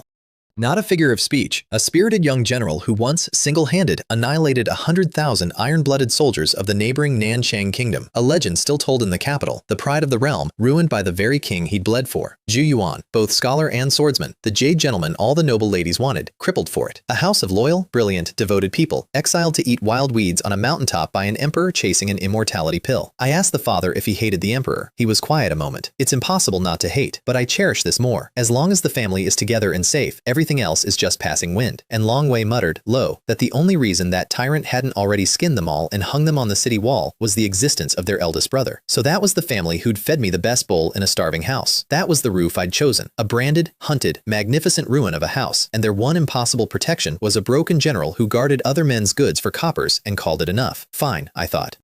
Then they better get a great deal stronger. And so, quietly, had I. Rui Han walked the wild forest with me the next day, my 300 acres of boulders and buds. And somewhere on that walk, he stopped calling me by 3 cold characters and started calling me Mei Lin. He watched me leap off a low cliff and land soft as a cat, and clocked, without a word, that the girl knew martial arts. He asked. I told him my master taught me self-defense, mostly how to kick a pervert somewhere memorable. He gave me a look that said he believed exactly none of it, and let me keep it anyway. And by Bao, riding along, pinged a wild yam and then floated a proposition. A 60-day check-in quest, some event in a place it called the Alpha Realm. And if I logged in every single day without missing one, it would come back with double the energy and experience when my progress bar filled. Miss a day, and it loses eligibility forever. I agreed, because the useless little system had earned a little faith, and because 60 uninterrupted days sounded, at the time, like an easy promise to keep, at the time. In a world that had spent a year teaching me its favorite trick is to wait until you relax and then take the ground out from under your feet, the first sign came home caked in mud on the father's face. The wheat seeds, the seeds the whole village had bought with the last of its savings, the seeds that were supposed to be next year's survival, had all rotted in the ground. Not a soil problem. The seeds themselves, plump and perfect looking, had been soaked in some kind of poison. And in the river beside the dam, they'd started finding dead rats. A lot of them, floating down from upstream, from the villages above. The whole table went quiet at that, and everyone blamed the village chief for buying bad seed. And I put down a plate of steamed fish and said, cold. He did his job. Everyone inspected those seeds and called them fine. He planted in good faith, and the problem showed up after. Piling every failure on one man's head is injustice. It's just needing someone to hit. To suffer for another's sins, I said, is a great injustice. Rui Han and Ji Yuan both looked at me with a flicker of respect I hadn't asked for, but I wasn't really thinking about the seeds. I was thinking about the rats, dead rats in the water, upstream, in a land that had spent a year burying its famine dead in shallow pits because nobody had the strength to do better. I asked, careful, where the village drank from. Far from the river, the father assured me. Don't worry. And I didn't say the thing crawling up my spine because I had no proof yet. Only a cold certainty shaped exactly like a memory of the apocalypse. I was right to be afraid. Just before dawn, thunder ripped the sky open and it began to rain like the world was ending. Because it was. Not the gentle answered prayer rain from before. This was the sky breaking. Days of it. A roaring, hammering downpour that turned the mountain into a running wound. The wind tore the clothes off my back on the porch, snapped both bare peach trees in half, and the little bath hut collapsed in a heap. A boulder came down the hillside and buried itself behind my room, where my head had been an hour before. I steadied myself with the last thread of my weak spirit and got clear, and when I turned, the family were there in the rain, reaching for me. Rui Han first jammed a straw hat onto my head, asking, was I hurt? Was I hurt? The backyard was gone. They moved me to the front room, where Ji Yuan draped his old clothes over my shoulders, and Jia Rui altered dry things, and Rui Han stared at my wet hair like he wanted to do something about it and didn't know what. Outside, the storm kept coming. If it's like this on the mountaintop, Long Wei said, low, the village below is worse. The village below was in the ancestral hall, 100 households crammed, shivering into one building, and the chief stood in the doorway looking up at our mountain, wondering if we were alive, held back from climbing by the mud sliding down in sheets. And I stood on our porch, watching the rain drown everything they'd rebuilt after the drought, and I finally said the thing to Ji Yuan and Rui Han. During the drought, when so many died, what happened to the bodies?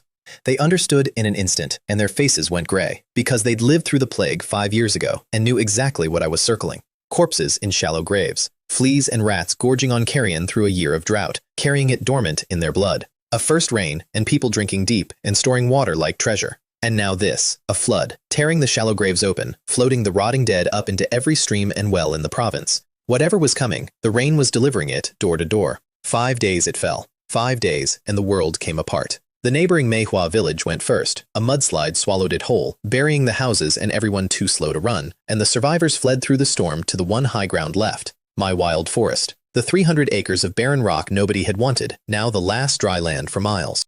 Tieshan's own people got out of the ancestral hall just ahead of the water because the scholar Wang Hua Long read the sky right and got them moving. And they climbed to the wild forest and turned in time to watch a muddy tide roll over the entire village and sink it like it had never been.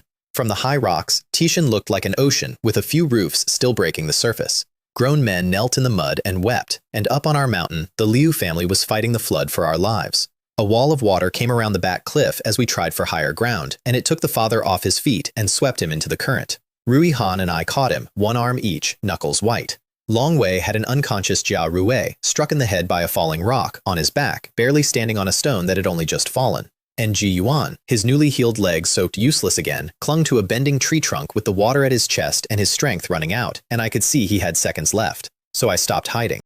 Little green, I said out loud, and a vibrant green vine burst from my palm, grew across the water like it was alive and knew exactly what I needed, wrapped Ji Yuan around the waist and hauled him to me while Rui Han's eyes went wide. Rui Han gritted his teeth, poured out a general's internal energy, and threw his own father bodily onto the safe slope, tearing his own back open in a long, deep, bleeding wound doing it. And I grabbed both brothers, one in each hand, and called on the drowning green shoots all around us, and dead sprouts ripped out of the floodwater and wove into vines and lashed around every waist and dragged us all up onto the high ground behind, out of the water, alive. Then I turned to Rui Han's ruined back, and to Jia Rui's split skull, and I didn't hide that either. Green light poured from my palms into the boy's head, sealing the wound, bringing the color back to his face, and the whole family stood in the rain and watched a wood element do something no medicine in this world could do. Rui Han, bleeding, understood at last why the vegetables in the yard grew strange.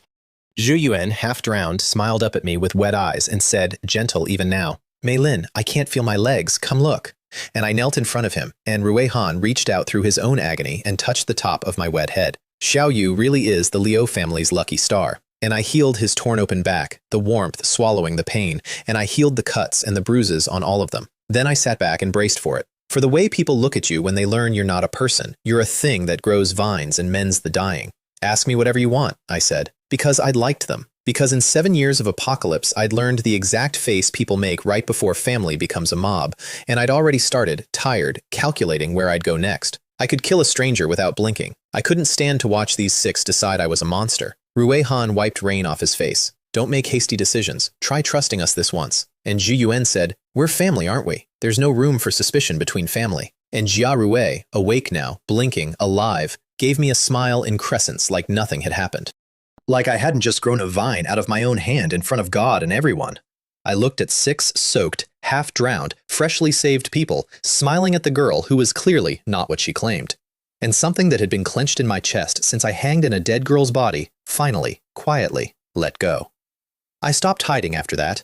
I wove the tree branches over our heads into a shelter, openly, and grew cucumbers and radishes from seed to feed a starving family, openly, because there was no point pretending anymore. And because, for the first time in 2 lifetimes, I didn't want to. We climbed to the highest peak, and I looked down at what used to be Tishan Village, and it was a gray ocean stretching to the edge of sight, and the rain kept falling, and somewhere down there under all that water were the shallow graves, coming open. I already knew what the flood was carrying. I'd smelled it before, in another world, at the end of everything. And I knew the government wasn't coming. The emperor was too busy chasing his pill, the magistrate was Gu Feng's dog, and a mountain full of drowning peasants didn't rate a rescue. Whatever survived the water would meet the sickness next, and I was the only person for 100 miles who knew what it would be. So here is where the girl who was sold to a mountain for 5 taels of silver ended up. Not furniture, not a breeding tool. The center of gravity for a house of hunted, branded, magnificent people who'd chosen her when she had nothing, and who she'd chosen right back the moment she stopped pretending. A cold general with a torn-open back who called her Mei Lin now, and looked at her like she was the first warm thing he'd seen in years.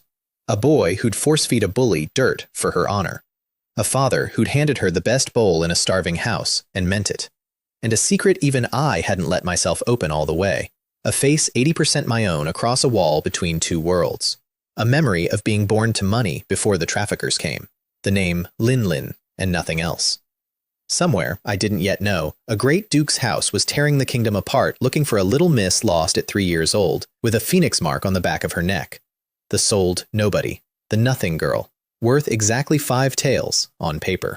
They were all going to find out how badly they'd underpriced me. But first, the water was full of the dead, and the dead were rising, and the sickness they carried did not care whose family I'd finally found. The flood was only the sky clearing its throat. The plague was the scream. But first, the water gave me a few days on the high rocks with the survivors, and the high rocks gave me a monster I hadn't planned on. The whole of Tia Shan and what was left of Manhwa were crammed onto my wild forest now, the last dry land for miles, soaked and starving and scared. Rui Han revived the village chief, who'd nearly drowned, pressed the water out of his lungs, sat him up gasping, and I moved through the crowd doing quiet triage. And in the middle of it, I heard the fat family again. Wang Guangming, drowned rat miserable, still had the energy to grab his little sister by the hair and threaten to drown her if she didn't hand over her food. Stonefoot and Fang Fenfang watched, bored, used to it. And when the sister begged him not to take her last black bun, he snatched it and shoved her in the mud, and their mother screamed at the girl to cry herself to death, useless money loser, and then threatened to sell both daughters to a man named Xie Lao Wu. The crowd went cold at that name. Xie Lao Wu of Xie Village, a demon who bought young girls specifically to torture, who walked free through a trail of dead children because his brother-in-law was a magistrate. Sell a daughter to the palace and she might live. Sell one to Xie Lao Wu and you were just choosing how she died. I picked Fang Fenfang up off the ground by the front of her shirt, one thin arm, 200 pounds of her dangling. The whole rock went silent. Didn't I tell you, I said, conversational, not to let me hear the words worthless trash again. This entire wild forest is mine. Who gave you permission to be on my territory? I looked at her ruined, unhealing skull wound, and I looked at her precious son. That hole in your head couldn't even slow your mouth down. Did your stupid boy slice his own brain off with that shovel? Or dig it out and cook it up for you to drink? Then I threw her down the slope and told Jiao Rui to kick the rest of the trash after her. And he did, because I was right. It was my land, and they were garbage, and there's a certain housekeeping instinct you develop. Then the abused sister came to find me and rewrote the whole board. Her name was Guo Ling and after I needled her half-dead little body back from the edge, she pulled me aside and asked, trembling, whether I believed in dreams. And then she told me hers, that after this flood, she and her sister get sold to a brothel, that her sister gets bought out by a rich man's son and tortured to death inside a month. She told it flat and dry, the way you tell a thing you've already lived, because she had. Guo Ling was reborn, same as me. A soul from a future that hadn't happened yet, dropped back into a child's dying body. And she'd used that future to lure her brother, the boy who sold her and her sister into hell in another life, to a quiet ledge and beat his skull in with a rock while I watched from the trees. I let her finish. Then I kicked his corpse into the floodwater and told her that was enough. And I asked her, since she clearly knew things, what else she'd seen. What she said next, I did not let show on my face. The 5 sons of the Liu family, she whispered. None of them have a good end. In her dream, Rui Han becomes a general again, helped by someone, and takes the 3rd and 4th brothers to war, and all 3 of them die on the battlefield. The father dies suddenly, of nothing, at home. The 5th son, Jia Rui, gets imprisoned for years by a woman named Second Miss Chen Rui Qing, and the 2nd son, Ji Yuan, the leg I just rebuilt, turns up dead in the Sang River, his body so wrecked she wouldn't finish the sentence. The whole family, every one of them. That was the future waiting, the one where the girl in this body hangs herself early and nobody's there to change the road. Well, there was somebody there now. I told her to keep her mouth shut about the reincarnation nonsense. It was fine with me, dangerous with anyone else, and when she begged to follow me, I said no. But once the flood receded, I told her my wild forest would need workers. She and her sister could report to the village chief. Her eyes lit up like I'd handed her a life. Which, I suppose, I had. Bai Bao kept dinging through all of it. Shiitake, wild eggs, pheasants, a purple Ganoderma up a tree. And when Rui Han used a flick of pure lightness skill to leap up and fetch the reishi, I clocked, again, that the eldest son was very much not just a caravan guard. The Ganoderma, when I took it, sent a thread of spiritual energy into me and stirred my sleeping spirit for the first time. Spirit items. Every one I fed the space, I got a little of my mind back. I filed that with the ginseng lesson and roasted the pheasant, and for one more night on a rock in the rain, a family that a future had already sentenced to death ate hot food and laughed, and I sat there deciding that future could go to hell. On the 5th day, a ship came up the flood. Not the government had abandoned us, exactly as I'd known it would. This was He Yi Chen, my restaurant partner, on a He family barge with Dr. Fong beside him, because Fong had let slip where I lived and he had turned his ships around the moment he heard the province was drowning. They pulled up to the mountaintop, threw down planks, and Fang came running with a box of cold medicine powder while he asked, genuinely worried, whether I was hurt. I like a partner who sends a boat. Then a second ship docked beside his, the Li family flag, because of course. Lady Chen Shuilan flew across on her lightness skill, took one delighted look at how much the drought-worn girl had bloomed since she saw me last, reached out to poke my face, and got her hand slapped away by Rui Han, who materialized at my shoulder radiating quiet menace. Bingshan, she complained, what's wrong with you? But she hadn't come alone. A soft, gentle voice sounded behind her, and a beautiful young woman drifted forward and curtsied to me, all lowered lashes and courtesy. Miss Lin Lin, I've heard so much. I am Second Miss Chen Rui Qing, 2nd of the Li family.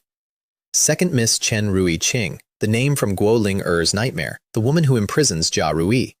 I did not change my expression. I turned, walked straight to Jia Rui, pulled him behind Long Lei, and said, low and absolute, from now on, if a woman named Second Miss Chen Rui Qing ever speaks to you, you get away from her. You don't stop, you run. He blinked, confused, but he nodded because Sister Lin said so.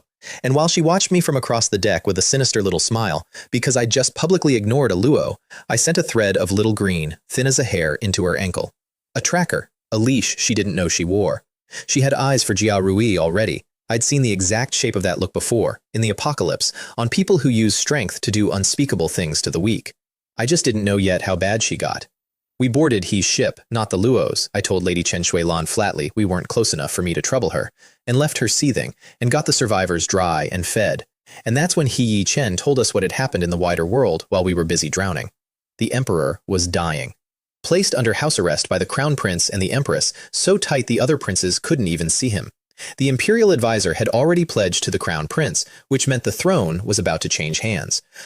And here at home, the magistrate Liu Tang, the dog who taxed us, had suddenly died at home, his granary looted, and the county prefect, too, valuables gone, and the strangest part, he said, lowering his voice, there was a single person behind both. Then he looked at Rui Han, carefully. I've heard a rumor, he said, that someone has started asking about you. Rui Han drank his tea in one motion, stood, and walked out of the cabin without a word, and I watched the family's faces, and I thought about a dead girl's prophecy, and I understood that the quiet part of my life, the food and the medicine and the peach trees, had just ended, and the loud part was pulling up to the dock. The ship dropped us at Anping town. The villagers went to a villa he had arranged on the outskirts, and the Liu family moved into a 3-courtyard mansion on South Street that He Yi Chen had already bought, and named, on the deed he pressed into my hands, Lin Lin. This, he said when I stared at it, is the first time I've witnessed what a recipe is worth. At the end of the month, I'll send you the profit ledger. So the man had made an absolute fortune off my 3 dishes and bought me a mansion as a thank you note. No wonder Lady Chen Shuilan was breaking bowls. I asked him for one more thing while he was in a giving mood, a household registration. And while he worked out how to fix that, he finally told me the whole story of the Liu family, because by then, he decided I'd earned it. The Liu patriarch was Grand Tutor Shen Tianhua, head of the 3 dukes, a man of no real power and immense respect, who'd used sheer wisdom to seat the late emperor firmly on his throne and kept his footing across 3 dynasties. Under his shelter, the Liu Liu family had glory and prestige to spare. Then the late emperor listened to slander, decided the old master had ulterior motives, and banished him. And while the court looked the other way, the man who is now Emperor Rui Long, then just Prince Rui, quietly poisoned the late emperor in his own palace, watched his children die one by one of nothing, and climbed over the corpses to the throne. The first thing the new emperor did was recall the disgraced old master and heap honors on him. Made Rui Han a general over 500,000 men. The Liu family soared. And then the imperial advisor arrived, the elixir man, the immortality pill man, and pretty girls started vanishing off the capital streets, and the old master begged the emperor to stop it and got ignored and resigned in disgust. Which is exactly the opening his enemies had been waiting for. A censor impeached him on a stack of fabricated crimes, and the Liu family fell all the way down and were branded and buried on a mountain. And Ji Yuan's leg, the leg I'd rebuilt, was its own small cruelty. A grand princess's daughter, Princess Jierong, had wanted the Jade gentleman, and an engagement was arranged, and he'd stayed kind and polite and utterly distant, which she'd apparently never forgiven. So on the day before the Liu family was exiled, after her family had already cut ties, she arranged to meet him alone, and had someone run a heavy carriage wheel over his leg in the street. A talented swordsman, crippled by a spurned princess and a wheel. There was more to how that happened than he knew, and I filed it. But at least now I understood the bone fragments I'd pulled out of that ankle. They'd been in there, quietly rotting for years because of a woman's pride. I gave He 2 more recipes as thanks, braised pork belly, ants climbing a tree, and went shopping. Silver needles collected from the blacksmith, rice, though the shops had nothing but coarse sorghum now, and in the corner of a nursery, 100 rare fruit saplings shipped from the capital and the far kingdoms, pomegranate, longan, lychee, things I'd grown in my space in another life, which I haggled down and had delivered to a ruined temple outside town, so I could quietly vanish them into my storage where no one would see a village girl buy an orchard. At home, the family had, in my absence, tried to cook. I want to be clear about what they'd done to my fish. There were scales still on it. There were guts still in it. It had been dressed with an entire mountain of dried chili, and then, I could taste it, cooked with a kind of confident hostility. Rui Han had insisted on scaling the fish himself to prove he could, and had produced this.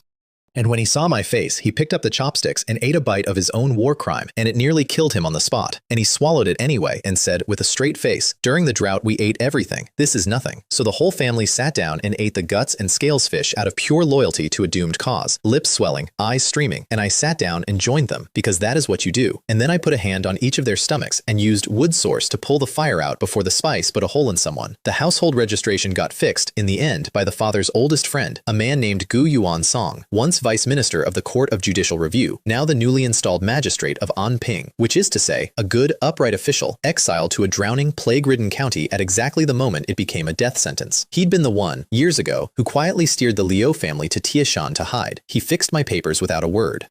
And I told the father to send him a warning back. Isolate the sick, buy plague medicine in bulk, and prepare, because I've been staring at those dead rats and those shallow graves for days, and I knew what was coming even if no one wanted to hear it. I wrote out a preventative prescription, honeysuckle, forsythia, agastache, isatis root, the common heat clearers, and had it carried to Dr. Fang. It would slow the thing, it would not stop it. But the family begged me to stay out of it because the moment powerful people learned a girl could cure the uncurable, my quiet life was over. I told them I knew what I was doing, which is around when Rui Han came back from another mysterious errand with a gift and undid me a little. 2 purple ribbons. He'd seen them in Ganzhou, he said, and thought they suited me. Hair ribbons. I didn't know how to wear them. The dead girl's life hadn't included ribbons, but I said thank you because the eldest son of a fallen marquis had, apparently, been thinking about my hair in a different province. Shi Yuan watched the whole exchange with a strange stillness, and I noticed and filed it, and did not yet understand that 2 of the Liu brothers had quietly started competing for something, and the something was me.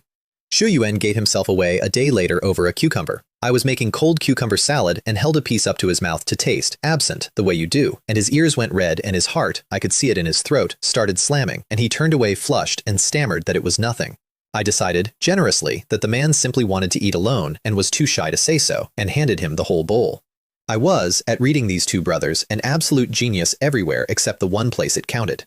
Meanwhile, the sky did its thing again. I stood in the drizzle and cursed heaven for not raining when we needed it and pouring when we didn't, and the clouds parted, and the next morning dawned clear and blue for the first time in weeks. I looked up at that innocent sky with deep suspicion. Coincidence, surely. If cursing worked, I'd have stopped the flood, surely. I decided not to test it this time because the last test left a crater. But the good weather didn't matter because the plague had arrived and it was worse than the drought and the flood combined. More refugees every day, piling up at a ruined temple outside town, then in the town itself. Dr. Fang stopped sleeping, then stopped eating, wasting away as he worked, and still couldn't name the sickness. The prescription I'd sent only bought time, and the magistrate Gu Yuan Song sat in an empty office he'd inherited stripped bare, his predecessor's assets seized, the treasury dry, sealing memorial after memorial to a court that never answered, spending his own meager savings on porridge for people who kept dying anyway. And second Miss Chen Rui Qing chose that week to start circling Jia Rui. She kept turning up wherever he was, saying strange, soft things, and Kai Wen came home furious that the Luo woman wouldn't leave the fifth brother alone. So the next time her carriage stopped me on the street, and she leaned out with that gentle smile to coo at the second young master, I walked over, reached in, and took her by the chin. "Stay away from the Liu family." She gasped that I wouldn't dare, and I pinched hard enough to bruise and told her that the next time I caught her near Jiarue, she'd learn what it meant to wish she were dead. And then I flicked my wrist and threw her clean out the far window of her own carriage. Her guards drew swords and surrounded me, and she screamed at them to gouge out my eyes and cut off my limbs. And Guo Ling Er's prophecy roared up in my skull, and something cold and bloody I'd carried out of the apocalypse came off its leash. I had her by the throat, up off the ground, before anyone could blink, and Ji Yuan had to say my name twice, soft and afraid, before I found the surface and set her down. I told her to get out of my sight, ripped the Luo crest off her carriage, and drove off in it, because I needed a ride, and because pettiness, at the right moment, is a form of self-care. But the carriage was taking me to the ruined temple, and the ruined temple was where I finally saw the sickness with my own eyes, and named it. The stench hit from a mile out. Inside the largest tent, 30 or 40 people lay ashen, and when I lifted a young woman's sleeve, her arm and neck were covered in blisters the size of a thumbprint, her back beginning to rot. One glance and my blood went cold, because I'd read about this exact thing once, in a book on plagues in my grandfather's study, and hoped never to meet it. Cholera plague, I told Dr. Fang, outside, where the milder cases hadn't blistered yet. A disease that is two diseases braided together. And then I gave him the whole grim chain, because he deserved to understand what he was fighting. A year of drought. The famine dead, buried shallow. Fleas and rats and mosquitoes gorging on carrion, carrying plague bacillus dormant in their blood, breeding it in bodies too dehydrated to flush it out. Then the first rain, everyone drinking deep, storing water like gold, wells and jars filling, and the carrier's contaminated water going straight into the bloodstream, brewing a second sickness, a cholera, on top of the first. Then the flood, tearing the graves open, floating the rotting dead into every stream, and the whole thing detonating at once. Fever, then high fever, then vomiting and diarrhea, then the blisters, then the body eats itself. Fong stared at me like I'd grown a second head. 40 years of medicine, and a 15-year-old had just diagnosed a plague he'd never heard of. Then, he breathed, is there a cure? There was. 2 herbs, and here's where the universe laughed at me. Jiwan grass I could find, in a dark, damp place given time. The other was moon longing, a flower out of legend, said to grow only from the buried body of a devoted woman who'd swallowed the seeds of 1,000 rare herbs and used her own flesh as its soil. A plant most people believed was a story, a cure that didn't exist. I stood in the reek of a dying tent and told a good old man that the medicine to save his patients was a fairy tale, and watched his face fall the exact way my grandfathers used to when a disease won. And I told myself these weren't my people, that risking myself to save a province of strangers was a fool's errand, that I could just use my own power and needles if it came to it, but why would I? Why bleed my green source dry for people I'd never met? I told myself that all the way home, and it held up about as well as it ever does. Baibao, later, in the space, floated a horrible little idea. If moon longing grows from devoted dead women, then somewhere out there, in the graves, one might have grown on its own. Go dig, it suggested, cheerful as ever. I decided grave robbing was a bridge I'd cross when I had to, and turned to go. And then the world changed for the 4th time since I got here. Rui Han came home covered in wounds, with a wound-shaped announcement. The Nanxiang Kingdom and the Beiwan Kingdom had joined forces and invaded. The emperor was dead. The crown prince had taken the throne. 5 princes beheaded for treason. The second prince vanished. The Li family had thrown in with the new emperor. The He family had fled the capital to save themselves, and the whole rotten country was at war. I was cleaning the bone-deep gash on his arm when he said the other thing, the quiet one. Xiao Yu, there's something I need to tell you. He looked at me a long moment. Your real family, your father, he might be Prince Fang Li Min, the Prince of Wei. I kept my eyes down and kept working. The lost young miss of the Duke of Sang's house, he said, taken by traffickers at 3, never found. Her mother, the woman who is now the crown princess, went mad 3 years ago from searching, and the missing girl, the rumor said, had a phoenix-shaped birthmark on the back of her neck. The room had gone very still. Rui Han reached out, careful, and lifted my hair and eased the collar back from my nape, and his hand trembled, and I heard the whole family stop breathing at once. There it was, on the back of my neck, a phoenix, the real heiress. The title of my life apparently reads, and I'd been wearing the answer on the back of my own neck this whole time. A great duke's house, tearing the kingdom apart for a daughter lost at 3, a mad mother searching, and a nobody sold for 5 taels of silver, who'd been that daughter all along. I pushed Rui Han's hand away, shook my hair back down, and said, flat, whether it's true or not, it has nothing to do with me. Their daughter died the moment she was sold, and I gathered up the gauze and left the room, because there are some doors you keep shut, even when the whole family is standing there holding the key. Rui Han followed me out into the courtyard under the stars and tried the door anyway, gently. Don't you really miss your family? Why? I said. They're the ones who lost me. Why should I spend a single thought on it? I'm doing just fine. He put a jade pendant in my hand, a Sang family piece, dropped from the ship of the man searching for me, picked up by a friend. The character for Sang carved sharp on the face of it. The crown princess never gave up looking for you, he said. And then, 3 years ago, she went mad. No one knows why. I'd guess it's connected to you. He wasn't pushing me toward them, he said. He just wanted me to know that there were more people in the world who loved me than I'd let myself count. So I told him the thing I'd been carrying. Big brother Liu, I owe you an apology. I'd spent months certain he despised me, keeping my distance, reading his every awkward kindness as contempt. It seems I misunderstood you. I'm sorry. He stood there, stunned. Hate you? Why would you think that? And then remembered exactly how he'd behaved at the start, the punch, the cold, the interrogations, and had the grace to look embarrassed.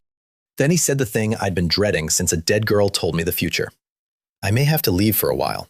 I looked at him, in the middle of a plague, with a border war on and a country hunting his name. Where are you going? He wouldn't quite say, but I already knew because Guo Ling had already told me, because a soldier stays a soldier even after his own king brands him a slave. Somewhere out there were the 200,000 men who'd followed him first, who'd trained under him, who'd once wanted to rebel to save his family and only stopped because he threatened his own life to stop them. They were waiting for him, and a man like that does not sit on a mountain eating cucumber salad while his brothers march to a border to die. Could you let me know before you leave? I asked. He nodded, not thinking much of it. That night, I went into the space and I worked until dawn. Not to save the province, to save one stubborn man.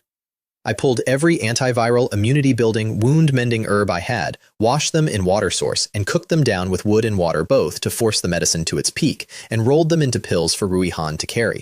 Because in the future, a dead girl showed me Rui Han dies on that battlefield, and the third and fourth brothers with him, and the present had already bent away from her dream in a dozen small ways. So I would bend it further. I would send him off armored in every advantage I could brew, and I would make the future eat its own prophecy. He left before dawn, exactly like he'd said he would. He found me at my door in the gray light, a cloth bag over his shoulder. I'm leaving now. Father, everyone, I'm entrusting them to you. I asked, quiet, whether he really had to go, and he reached out and touched the top of my head, and for once I didn't pull away. I can't let them die, he said, almost too soft to hear. They're waiting for me. Then I went into my room and came back with a bag of my own. Pills, wound powder, painkillers, hemostatics, every use and dose marked in my own hand, and pressed it into his arms, and he went still. And then he pulled me into a hug I did not know what to do with. Xiao Yu, thank you. I patted his back, stiff as a plank. Take care of yourself. So Uncle Liu and your brothers don't worry. And I gave him a slim dagger, because a man walking into a war should carry something of mine that could kill. He looked at me a long time, then he turned and disappeared into the morning fog, and behind me, the father came out of the shadows with wet eyes and said, "This day came so fast." And I stood beside a man who'd aged 10 years overnight, and understood that the loud part of my life had officially begun. The days after went bad in a straight line. Aunt May, one of the village women I'd met foraging wood ear a lifetime ago, died of the plague, blistered past recognition, and I watched them burn her body on a haystack while her family wept, and Wang Qingya clung to me and asked, sobbing, whether any of us would survive this, whether heaven had simply given up on them. I stood there with no good answer, and my carefully maintained indifference cracked another inch. Dr. Fang's medicine cabinets stood empty. The town was a silent street of dying people. And somewhere out there on Wuyu Mountain, the vanished second prince himself stepped out of the shadows to offer Rui Han a deal. Join my coup, and when I win, I'll clear the Liu family name and give you the capital back. And Rui Han, who had every reason on earth to hate the throne, said no. I'm not going to the border for that person. Excuse me, let me pass. And walked on toward a war he was fighting for 200,000 men and not one emperor. I couldn't help with the war, but I could, it turned out, help with the plague. Because that week, the system finally paid off the 60 days of check-ins. The system mall unlocked. And Bai Bao's newcomer gift nearly stopped my heart. A healing spring, a dragon mouth bead that wept clean spirit water, the exact thing that in the apocalypse sold for 1 million high-grade crystal cores per drop. Water that could regrow bone and pull people back from death. And a wish-granting tree it called the Alpha Tree. One free wish. Every wish after 10 years of my life. I used the free one to fix the space first, flooded it, rebuilt the pond, planted an orchard, set the spring flowing into a stone well until the whole ruined dimension bloomed back into a green thing that hummed with spiritual energy. And then, with the wish, I asked for the one thing a province needed and the world said didn't exist, the cure. I opened my eyes in a warehouse stacked with 80, 90 dark boxes, and inside each box were rows of little white porcelain bottles, and inside each bottle were 100 tiny black pills that smelled of blood and herbs, and the writing on the side said, "Cures all epidemics in the world, one pill each." And out in the medicinal field, glowing red, grown from nothing, a single stalk of moon longing, the legend, the impossible flower, sitting in my garden because I'd traded a wish for it. I named the pills the life-saving pill because I am not a poet, and I caught a wild boar on the way out of the mountains, endless pork, a small bright spot, and I came down out of the forest carrying the salvation of an entire province in a warehouse behind my own eyes, and one very simple problem: the cities were sealed. I learned it from Chen Wan-er, the gentle girl Rui Han once saved, who I ran into on the road racing to rescue her own cousin and brother. Every city in the worst-hit region was under lockdown by imperial edict, no one in, no one out, and her father believed the emperor's real plan was to burn the plague cities to the ground with the sick still inside. They'd already started torching the worst cases in Anping. I gave her 10 of my pills for her family, and she gave me 100 tails I didn't take and a box of pastries I did, and she said, when I warned her the pills cured the plague and she didn't even ask if they were poison, "I believe you, nice girl." I'd remember her too. I was collecting good people almost as fast as grudges now. Then I walked into a sealed, dying city on purpose, because the whole point of a cure is that you have to go where the sick are. Zhang City was a tomb with the lights still on, and in the ruins of it, a starving little girl named Lily led me to a boy dying in a dilapidated house, 13 or 14, in a purple brocade robe that did not belong in a slum, poisoned nearly to death and stabbed in the chest on top of it. I fed him a pill and ran wood source into the wound in secret, and when he woke and thanked me, benefactor, and I asked who he was, he said, "Fang Kai Yi, Song. Old Duke Wei's grandson, come out to find his brother and grandfather at the war because the men of the Song family belong on a battlefield. Poisoned," he said when I asked, by his own cousin. And he talked about a third cousin, a little girl killed by bad people at 3 years old, never found, an aunt driven mad by the loss. And I stood there listening to my own maybe cousin describe my own maybe self as a dead child, and I neutralized the poison in his blood and walked out of that house before he could ask my name. I wasn't ready. The nothing girl was still doing the math on whether she wanted to be the missing miss, and there was a plague to end first. The city square had haystacks and torches and soldiers and a magistrate about to burn 1,000 half-dead people alive, because that was the order from above and he had no other tools. I told him to stop. I told him I was a doctor and I could save them. He didn't believe me. Nobody ever does. Look at me. I'm the size of a lie. Until an old pharmacist named Elder Feng recognized my name from Dr. Feng and gasped that I was the one who diagnosed the cholera plague. And then the magistrate, Li Jianjun, chased me down the road begging. So I gave them pills. 4 bottles, free, into a square of the dying. And within the hour, the blisters were shrinking, the fevers breaking, the dooms sitting up and blinking at a world that had already written them off. Li Jianjun wept because he was a good man in an impossible seat and asked how many more I had. And I told him the truth about what I wouldn't do. I wouldn't report it to the court because the moment I did, soldiers would come and the medicine that should reach the people would end up a plaything for the emperor's concubines while the sick died anyway. I'd cure who I could, quietly, and let the corrupt hang themselves. Then I bought myself a proper leather medicine box from the System Mall because apparently a girl my size claiming to be a doctor needs props, and rode home rich in silver and heavier by one enormous secret, and thought that maybe, just maybe, I'd gotten ahead of the disaster for once. I had not. The disaster had just changed targets. On the road home, I passed Chen Wan-er again, and this time she was screaming because her cousin lay in the refugee dirt half dead, whip-torn, and stabbed through the chest. I needled him back to speech, and what he said turned my blood to ice water. Second Miss Chen Rui Qing kept a villa, a place full of boys his age and younger, kidnapped, imprisoned, tortured for sport. Children turned into things I won't describe. He'd been taken along with Chen Zixuan, Chen Wan-er's little brother, and he'd only gotten out because another captive, a boy named He Ziyang, who'd fought and died to cover their escape, bought them a few minutes with his life. Chen Zixuan was still in there, and this, I understood, sitting in the mud, was the woman in Guo Ling-er's prophecy. This was where Jia Rui ends up. This was the future I'd sworn to burn. I got home to find the future had beaten me there. The mansion was empty and gray. The father opened the door with a face that had aged another decade, and Ji Yuan behind him with the same, and before I even asked, I knew. Jia Rui had been so worried about his big brother at the war that he'd slipped out of the house alone, and there had been no word since. And the third and fourth brothers had already gone racing for the border. The whole family, scattering toward the exact deaths a dead girl had promised me, and the sweetest of them gone into the dark. I did not fall apart. I made the father and Ji Yuan pack, walked them to Dr. Fang's, and left them safe behind a mansion I'd sealed root to roof with green source, and told them I'd bring Jia Rui home. And then I went to work, in the specific way I'd sworn off in another life. I kicked in the door of Xinghua House. Manager Wang nearly fainted. "Where is Lady Chen Shuilan?" I said, and when she came down and saw my face, The Po Hu of the capital stopped being anything of the kind. Where is second Miss Chen Rui Qing's villa? Give me an evasive answer and I level Xinghua right now. She took me herself in her own carriage, and on the way her maid, Gao Lingxi, made the mistake of opening her mouth to sneer at the country bumpkin, and I opened her throat with the dagger before the sentence finished. Lady Chen Shuilan screamed, cradling the dying girl, calling me a monster. So I put a needle in the wound, sealed it, warmed the cooling body back to life, and watched the maid's ashen face flush pink again as her mistress stared in disbelief. Keeping that foul mouth just makes people dislike her, I said, and wiped my needle clean on the curtain. I can take a life and hand it back. I wanted the Li family to understand, precisely, which of us decided who breathed. Luoxia Manor had a red gate and a wall of guards. I kicked the gate flat and went through the guards like weather, a flick of green light that threw the captain into a wall, a silver blur of dagger, and then a corridor of frozen men who fell one after another into their own blood, while Lady Chen Shuilan stood in the ruin of her family's manor and shook.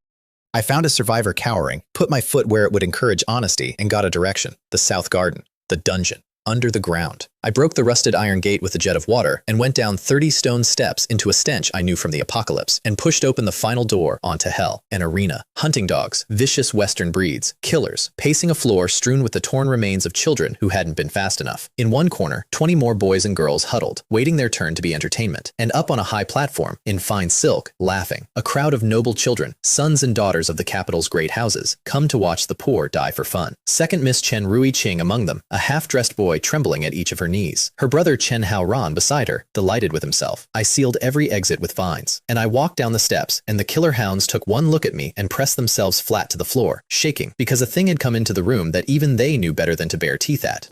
Second Miss Chen Rui Qing turned, met my eyes, and remembered the warning I'd given her on the street. She tried to run. A vine ruptured out of her own calf and grew and wrapped her, and the platform of laughing nobles stopped laughing all at once. I asked her where Liu Jia Rui was. She wept and lied. So I broke her fingers, one crack at a time, and asked again. And while she screamed, I looked at the 20 children in the corner and at the noble brats scrambling down the steps to hide behind them, to use the kidnapped as shields, and I made a decision about the dogs. I gave the hounds their targets, not the captives, the nobles. And those killer animals, freed from the beasts who'd starved and whipped them into weapons, went up the steps and did to the silk-wearing children of the capital exactly what those children had spent their evenings cheering to watch, and pointedly, humanely, stepped around every trembling kidnapped boy and girl on the way. The captives wept, and under the tears their faces held something else, the thing you feel when a monster finally meets a bigger one, and the bigger one is on your side. I found Jia Rui at the bottom of the last cell. I'll tell you only what you need to know, because the rest is not mine to display. He was 13 years old. She had wanted to make him hers, and he had refused her with everything a 13-year-old has, and when she tried to force it, he had destroyed his own body rather than let her. And then her brother had taken torture devices to his arms and legs, slow and deliberate, for no reason but to make Liu Rui Han suffer through the ruin of the boy he loved most. And Jia Rui had gone somewhere inside himself, past the reach of anyone, and locked the door. I knelt in the filth and put my hands on him, and I let go of the last of the girl who told herself these weren't her people. Green source and blue source, wood and water braided together, pouring into a broken boy, sealing wounds, straightening what had been twisted. And when even that wasn't enough, I fed him a cup of the spring water that could regrow bone, and I heard the small sounds of a body knitting itself back into a shape a child should have. His flesh healed, every wound closed. He did not wake up, because I could mend the body. The other thing, the place he'd gone to survive what was done to him, that door doesn't open with medicine. He'd shut himself away, and he simply did not want to come back, and there was no needle in any of my worlds for that. I gathered him up against my chest and stood, and told the hounds, flat and cold, to take the Luo siblings apart bit by bit, and I carried the sweetest boy I'd ever known out of that pit, while a brother and sister who trafficked children learned, at last, what the children had felt. On the way up, I cut the chains of every cage, freed every captive, and when I reached the top, Yi Chen was there, come hunting his own lost boy, arrived a beat too late to help and just in time to see what I'd made of the place. I set my ultimatum down in front of Lady Chen Shuilan where she knelt in the wreckage of everything her family was. If Jia Rui does not wake within 10 days, I said, it will be the day your Li family ceases to exist. And I walked out of Luoxia Manor carrying a sleeping boy, 20 rescued children stumbling behind me into the light, 20 killer hounds patting at my heels like they'd finally found the one master worth having. He Yi-chen gave us the ride home, and on the road, one piece of mercy in a night with none. Rui Han was alive, ambushed at the border, badly hurt but pulled from it at the last moment by the young lord of the Sang family, and now recovering in a villa in Snow City on Sangland, where the third and fourth brothers were already racing to reach him. The medicine I'd packed had held, the wound the prophecy promised had come, and he had walked out the far side of it. A dead girl had shown me a future where the eldest son dies on that field with his brothers, and I had reached into it and pulled him back out. The doom timeline had a hole in it now, my hole. But when I carried Jia Rui through the door and laid him on his bed, and the father asked me, shaking, what had happened, I had to tell him the one thing I couldn't fix. Jia Rui has shut himself away, he doesn't want to wake, and there's nothing I can do. The old man went down like a felled tree, and I needled him back from the collapse and told him the good news to hold him up. His eldest was alive, his third and fourth would reach Snow City, they'd all come home. And he wept into his hands, an old man who'd been promised so many funerals, holding the one small mercy I'd managed to buy him. Jiwan found me in the hall the next morning, and I asked him the thing I still didn't understand. Why? Why Rui Han bled for the throne that branded him? Why any of them owed a tyrant a single drop? And Jiwan told me the truth. Rui Han didn't do it for the emperor. He did it for the 200,000 men who'd followed him first and would follow him to hell. Men with wives, with children, who'd once wanted to rebel to save the Liu family and only stood down because Rui Han put his own life on the line to stop them from being cut down as traitors. If it weren't for my elder brother, Jiwan said, looking at the sky, all of us, the whole Liu family, would already be dead, with nowhere to be buried. That was the leash the tyrant held, and the leash the tyrant feared. That was why, even branded and buried, no one had ever quite dared to send men up our mountain. So, let me tell you where the girl sold for 5 taels of silver stands now, at the end of her first year in this world. She has a family, a branded, hunted, magnificent family, and one of them sleeps a sleep no medicine reaches, and 3 of them are at a war, and the coldest one loves her and doesn't have the words, and she has already reached into their promised future and started tearing pages out of it with her bare hands. She holds the cure to a plague an emperor would rather burn cities than admit exists. She carries a phoenix on the back of her neck and a duke's blood in her veins, and a mad crown princess is out there somewhere still screaming for a daughter she'll never guess is alive and furious and coming. And in the capital, 5 days after Luoxia Manor, the great Li family woke to find the heads of Censor Li's 2 darling children hung on the city gate for the whole world to see. A declaration, nailed up in the dark, that a nobody from a drowned mountain had decided the most powerful house in the kingdom was going to answer for what it did. The patriarch fainted, the court shook. And in the imperial study, the brand new emperor Long Hua narrowed his eyes at a kneeling guard captain and asked the only question that mattered. Has anyone found out who did this? Nobody had. Nobody would, until she wanted them to. They sold that girl for 5 taels of silver. They are going to pay so much more than that to get her attention now.